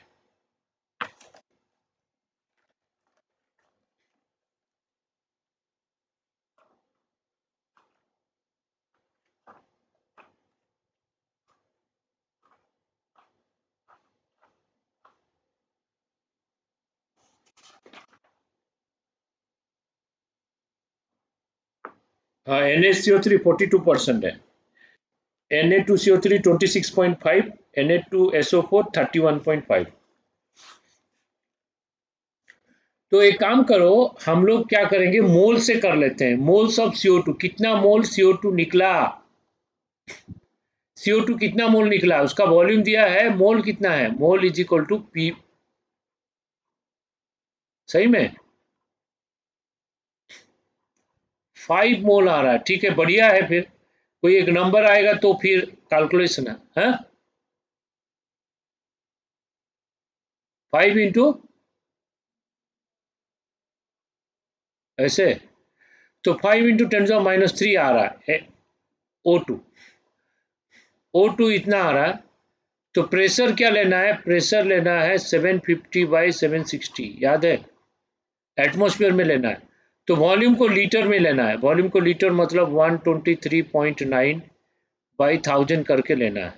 ओके, और आर है 0.0821 और टी है 298 केल्विन। तो ये वैल्यू पुट करके देखो, आएगा ए नंबर ऑफ मोल। तो मोल आ गया। हम लोग क्या जानते हैं, 2 मोल से 1 मोल CO2 आता है, तो number of mole of NaHCO3 कितना होगा, नंबर ऑफ NaHCO3 होगा जितना CO2 है उसका डबल, तो 2 इंटू 5 इंटू 10⁻³ तो मतलब 10 इंटू 10⁻³। तो नंबर ऑफ मोल्स आ गया। तो नंबर ऑफ मोल्स आ गया तो वेट कितना होगा, वेट होगा number of moles into gram molecular wait. तो नंबर ऑफ मोल्स कितना है, 10 into 10⁻³ into gram molecular wait sodium bicarbonate का 84 होगा, तो 0.84 ग्राम आ रहा, सही ना, बोलो। तो ये वेट आ रहा है सोडियम बाइकार्बोनेट का, ये आ गया, काम फिनिश इसका, इसका कोई प्रॉब्लम नहीं। सोडियम बाइकार्बोनेट का मोल भी आ गया, यहाँ पे हम यूज कर सकते हैं इस रिएक्शन में, 2 ग्राम में सोडियम बाइकार्बोनेट का मोल आ गया। लेकिन नेक्स्ट क्वेश्चन में क्या किया, 1.5 ग्राम मिक्सचर ले लिया, 2 ग्राम नहीं लिया। अगर 2 ग्राम में इतना मोल आ रहा है, 1.5 में कितना होगा सोडियम बाइकार्बोनेट का मोल, वो तो कैलकुलेट कर सकते हैं।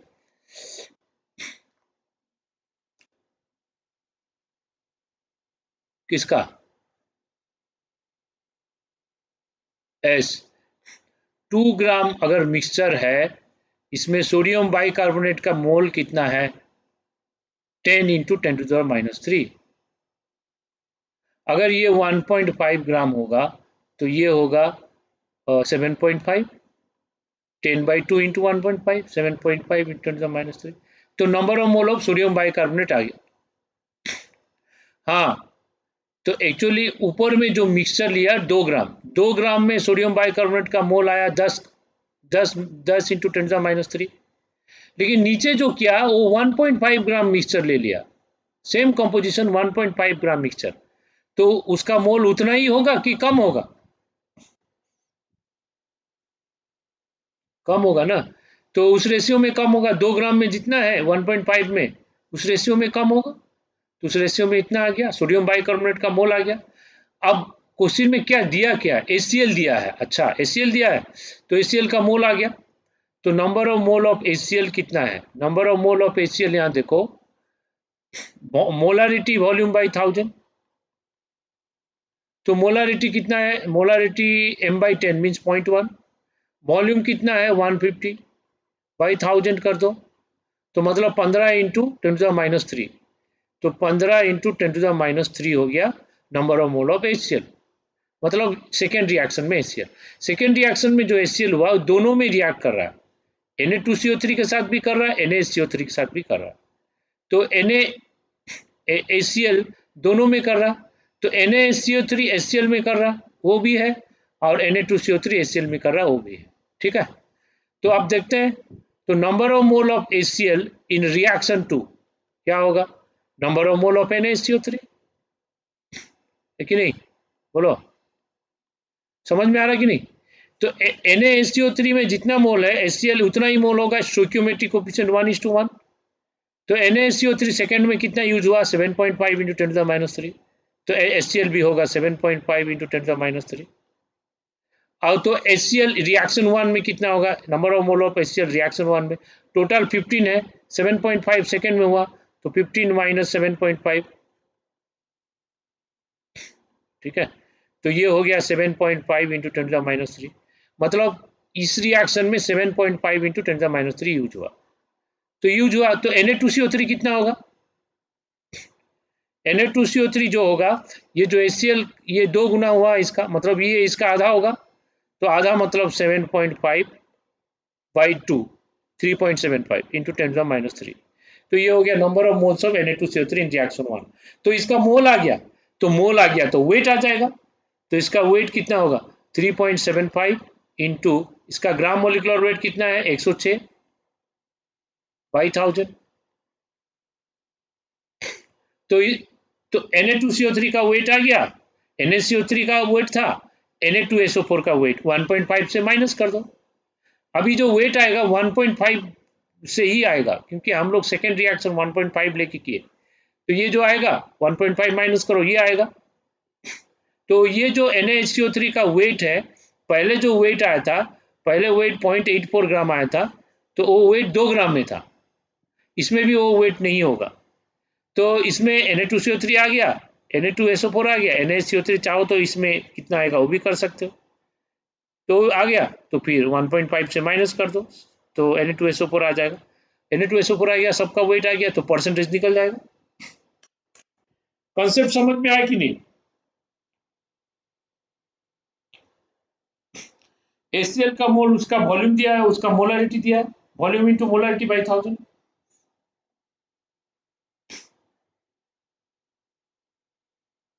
हाँ, M/10 मतलब 0.1।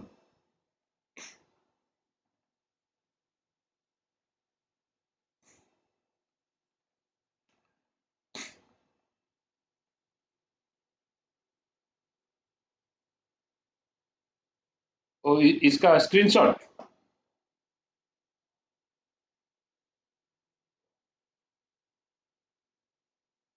मतलब, अच्छा अच्छा, इसको फिर से एक्सप्लेन करना है। तो इधर से कॉपी पेस्ट होगा क्या?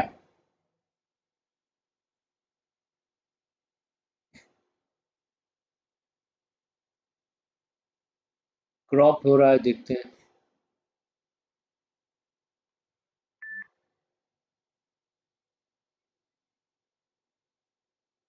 कल मैं टेस्ट अभी तक बनाया नहीं, बना के बताऊंगा।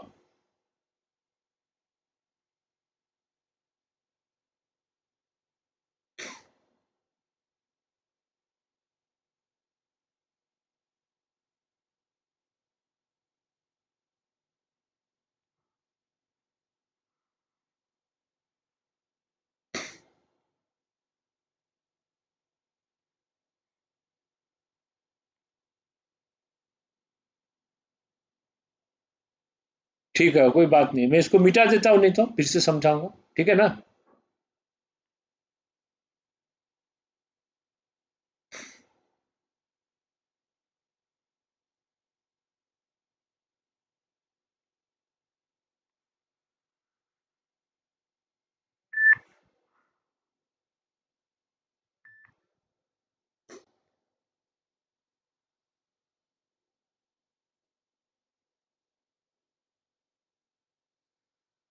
अच्छा, देखेंगे बाद में।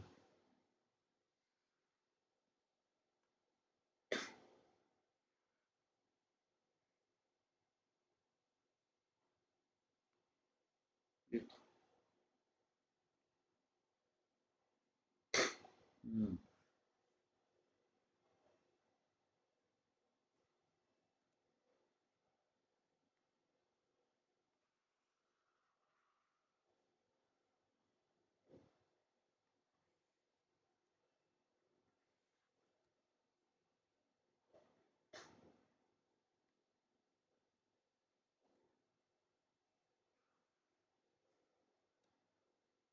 देखो, इसको मैं फिर से समझाता हूँ, क्योंकि ये थोड़ा सा टिपिकल क्वेश्चन है। ओके, देखो, तो ये क्वेश्चन में क्या दिया है पहले लिख लो, उसके बाद हम लोग देखते हैं। इसमें दिया है कि 2 ग्राम तीनों लिए, तीनों को हीटिंग किए और कार्बन डाइऑक्साइड गैस निकला। जो कार्बन डाइऑक्साइड गैस निकलेगा वो किससे निकलेगा? सबसे तो नहीं निकलेगा। ये तीनों को हीटिंग करने से सोडियम बाई कार्बोनेट जो है, वही कार्बन डाइऑक्साइड गैस देगा। सही है? तो इसको हीटिंग करने से Na2CO3 आएगा और H2O आएगा प्लस CO2 आएगा। तो इसमें कार्बन डाइऑक्साइड गैस इससे ही निकलेगा। तो इससे हम क्या करेंगे, जो कार्बन डाइऑक्साइड गैस निकला, तो इसका मोल निकाल देंगे। इसका मोल निकाल देंगे, क्या होगा? Pv/RT। तो Pv/RT में यह आ रहा है 5 इंटू 10⁻³ इसको solve. Pv equals to nRT gas का इक्वेशन है। ये तो हाँ 9 में था ना, वो आईसीएसई में नहीं था, वो सीबीएसई में नहीं था। अच्छा अच्छा, तो देखो मैं बोल देता हूँ, अगर कोई गैस गैस का प्रेशर पी दिया है, वॉल्यूम भी दिया है, टेम्परेचर टी दिया है, तो हम लोग उसका मोल निकाल सकते हैं इस फॉर्मूला यूज करके। वो फॉर्मूला है PV equal to NRT ideal gas equation होता है। PV is equal to NRT ideal gas equation है। इसमें आर एक प्रोपोर्शनलिटी यूनिवर्सल कांस्टेंट है, एक गैस कांस्टेंट है, कोई भी गैस ले तो ये कांस्टेंट सेम है। ठीक है, तो पीवी इक्वल टू एनआरटी से हम नंबर ऑफ मोल निकाल देंगे, तो आ गया। हाँ इसका मोल आ गया, तो इससे हमें कार्बन सोडियम बाइकार्बोनेट का मोल पता चलेगा। ए नंबर ऑफ मोल आर का वैल्यू जो है ये 0821, हाँ वैसे भी कर सकते हैं, litre atmosphere kelvin inverse mole inverse, तो ये कर सकते हैं। एसटीपी लेके कर दो, नहीं तो एसटीपी लेके भी कर सकते हो, P1 V1 bye T1 equal to P2 V2 by T2 ऐसे होगा। फिर ऐसे कर दो, तो इसका प्रेशर देखो, प्रेशर है 750, वॉल्यूम है वॉल्यूम है 1.2 ना 123.9, टेम्परेचर है 298। तो इसका प्रेशर एसटीपी का कंडीशन ले लो, प्रेशर है 760, वॉल्यूम है, वॉल्यूम चाहिए, ओके, टेम्परेचर ले लो 273। तो इसमें कर दो P1 V1 by T1 is equal to P2 V2 by T2, तो इसमें V2 आ जाएगा, V2 आ गया, तो V2 लीटर में ले लो बाई 22.4 कर दो, तो ये मोल आ जाएगा। ऐसे ऐसे किए क्या, बोलो। हाँ ऐसे कर सकते हो, ये फॉर्मूला है combined gas law, Boyle's Charles law को कंबाइन करके ये गैस लॉ है। तो इससे मोल आ जाएगा, इससे मोल आ गया, तो number of mole of sodium bicarbonate कितना होगा, 2 times of number of mole of carbon dioxide. Carbon dioxide इतना है, इसका 2 टाइम्स, 2 × 5 10 × 10⁻³ तो इसका मोल आ गया। इसका मोल में उसका वेट निकाल दो, फिर इसका वेट कितना होगा, number of mole into gram molecular wait, gram molecular weight कितना है 84, तो इसका वेट आ गया। अब इसका डायरेक्ट परसेंटेज ही निकाल दो, इसका परसेंटेज कितना होगा यहाँ से आ जाएगा, तो इसका वेट 800 0.84 आएगा, 0.84, इसको ए से करने से 0.84 डिवाइड बाई 2 × 100, ठीक है, तो इसका आ गया वेट। अब सेकेंड में क्या किए, सेकेंड में हम जो दे रहे हैं एसीएल रिएक्ट करा रहे हैं, एसीएल किससे रिएक्ट करेगा, एसीएल NaHCO3 से रिएक्ट करेगा, और एसीएल क्या करेगा, Na2CO3 से रिएक्ट करेगा, सॉरी ये नहीं होगा, तो Na2CO3 से HCl रिएक्ट करेगा, सही है, तो ये आएगा 2NaCl plus H2O plus CO2, इसमें क्या आएगा, इसमें भी NaCl आएगा प्लस H2O प्लस CO2 आ गया। अब क्या बोला है, अब बोला है कि HCl रिएक्ट कर रहा है, HCl Na2SO4 से रिएक्ट नहीं करेगा, HCl ये दोनों से रिएक्ट करेगा, अगर ये दोनों से रिएक्ट करेगा, टोटल मोल ऑफ HCl निकाल सकते हैं यहाँ से, टोटल मोल ऑफ HCl कितना होगा, M1V1 बाई 1000, तो MV/1000, M कितना है 1/10, V है 150, तो 0.1 × 150/1000, तो ये होगा 15 × 10⁻³ तो HCl का मोल टोटल ये दोनों में दे दिया इतना। तो HCl क्या कर रहा है, इससे भी रिएक्ट कर रहा है, इससे भी रिएक्ट कर रहा है, ठीक है। इसमें सोडियम बाइकार्बोनेट का मोल कितना है, सोडियम बाइकार्बोनेट का मोल इसमें कितना है, इसमें 5 है, नहीं इसमें 10 है, तो 2 ग्राम में 10 है, लेकिन इसमें तो 1.5 ग्राम है, 1.5 ग्राम मिक्सचर लिए HCl के साथ रिएक्ट किए, तो 2 ग्राम में इतना है, तो 1.5 ग्राम में कितना होगा, 2 ग्राम में 10 है, तो 1.5 ग्राम में कितना होगा, 7.5 होगा, कन्वर्ट कर दिए थे हम लोग प्लास्टिक। तो NaHCO3 का मोल इतना है, तो NaSCO3 HCl से रिएक्ट कर रहा, तो फर्स्ट रिएक्शन में HCl का मोल कितना होगा, इतना ही होगा। तो फर्स्ट रिएक्शन में HCl का मोल आ गया, सेकेंड रिएक्शन में HCl का, फर्स्ट रिएक्शन में HCl टोटल मोल दिया है, तो फर्स्ट में 7.5 है, तो सेकेंड रिएक्शन का HCl का मोल कितना होगा, 15 माइनस 7.5 कितना होगा, 15 minus 7.5, 7.5 into 10⁻3। So second reaction में HCl का मोल आ गया, ये वाला आ गया, समझ में आ रहा है कि नहीं। तो सेकेंड रिएक्शन का HCl मोल हमारा आ गया, तो सेकेंड रिएक्शन का HCl मोल आ गया, तो हम लोग क्या करेंगे, हमें क्या चाहिए, हमें Na2CO3 का वेट चाहिए परसेंटेज प्यूरिटी के लिए। तो अगर HCl का मोल आ गया तो Na2CO3 का मोल कितना होगा, ये 2 मोल 1 मोल से रिएक्ट कर रहा है, तो Na2CO3 का मोल इसका जितना होगा उसका बाई 2 होगा, तो 1/2 इंटू 7.5 इंटू 10⁻3, सही है, समझ में आया। तो सोडियम बाइकार्बोनेट का मोल आ गया, अब वेट आ जाएगा, अब वेट क्या होगा, मोल इंटू ये 3.75 mole into gram molecular wait 106 होता है, इंटू 10⁻³ तो इसका वेट आ जाएगा, इसका वेट आ गया 1.5 ग्राम में, इसका परसेंटेज निकाल दो, वेट बाय 1.5 इंटू 100। तो पहले सोडियम बाइकार्बोनेट का परसेंटेज था, अब सोडियम कार्बोनेट का परसेंटेज आ गया, 100 माइनस करने से सोडियम सल्फेट का आ जाएगा, सिंपल डायरेक्ट। ठीक है, क्वेश्चन लेंदी है लेकिन क्वेश्चन मॉडरेट है, क्वेश्चन डिफिकल्ट है लेकिन वेरी डिफिकल्ट नहीं है। ये जेई एडवांस में ऐसे आता है, जो टॉपर स्टूडेंट है वो लोग कर पाएंगे, और तुम हो जाएगा, दिमाग लगाने से हो जाएगा, ठीक है।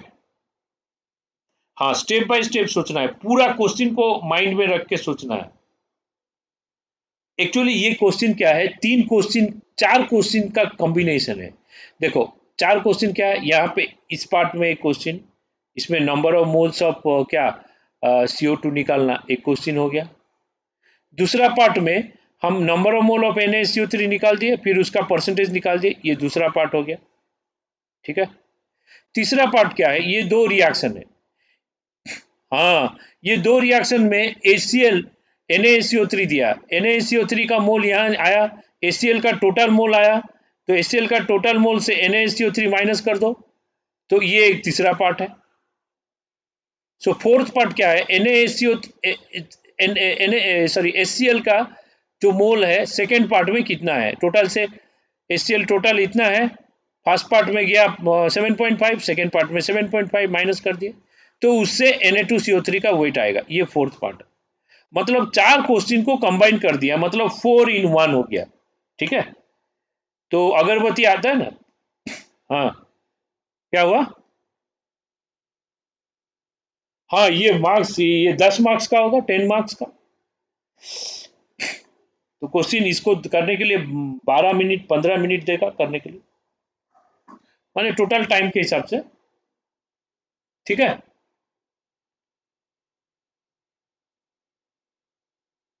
तो फिर क्वेश्चन करते रहो, ऐसे कोई डाउट होगा तो पूछो। मैं थोड़ा कल एक दिन में बेस्ट था, आज मैं थोड़ा फ्री रहूंगा, तो आज मैं जो भी डाउट पूछो भेजोगे मैं सॉल्व करूंगा, ठीक है। कल टोटली एक दिन में बिजी रह गया, कल एक क्लास भी रखा था A08 का, उनका क्लास भी लिया, ठीक है। अभी से जो जो डाउट होगा तुम लोग व्हाट्सअप कर दो, नहीं तो फ़ोन कर दो, अगर बहुत इमरजेंसी है तो कॉल कर लो, फ़ोन करके, अगर मैं उठाया नहीं तो फिर मैसेज करके बाद दूसरे टाइम में कॉल कर लो, ठीक है। और जितना भी डाउट है सब क्लियर करो और अच्छे से प्रैक्टिस कर लो, और जितना क्वेश्चन होता है वो बनाओ, ठीक है। तो क्वेश्चन बनाने से होगा, पार्डन, हाँ हाँ, फिट जी मटेरियल कर लो, सफिशिएंट है, फिट जी मटेरियल कर लो तो एक बेस बन जाएगा, और बाकी जो एग्जाम में क्वेश्चन आएगा दिमाग लगाओगे तो सॉल्व हो जाएगा, ठीक है। तो मैं क्लोज करता हूँ, थैंक यू। एग्जाम में अभी जो कर रहे हैं इस टाइप का आएगा और क्या, ठीक है। वो तो मालूम नहीं है, मिक्स होगा क्वेश्चन, अगर पूरा इजी हो गया तो जो अच्छे जो टॉप स्टूडेंट है तुम लोग, तुम्हारा बैच में जो 10-20 स्टूडेंट जो टॉप स्टूडेंट है, तो वो लोगों को मज़ा नहीं आएगा, वो लोग सोचेंगे इतना इजी है, वो लोग फुल मार्क्स ले आएंगे। अगर बहुत डिफिकल्ट आ गया, जो लास्ट बैच का स्टूडेंट है वो लोग फ्रस्ट्रेट हो जाएंगे, सोचेंगे हमसे कुछ नहीं होगा, जेई नहीं होगा, जेई मेंस एडवांस कुछ नहीं होगा। तो ऐसे ही इसलिए जेई जैसे जिस लेवल का क्वेश्चन देता है उस लेवल का क्वेश्चन हम लोग बनाएंगे। ठीक है। हाँ।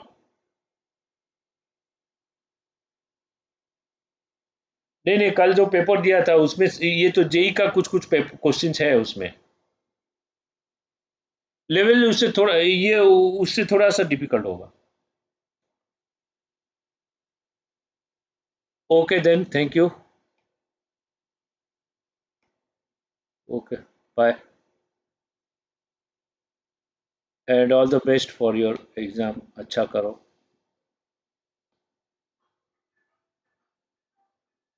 ये स्लाइड हाँ मैं सेव करके अभी भेज दे रहा हूँ।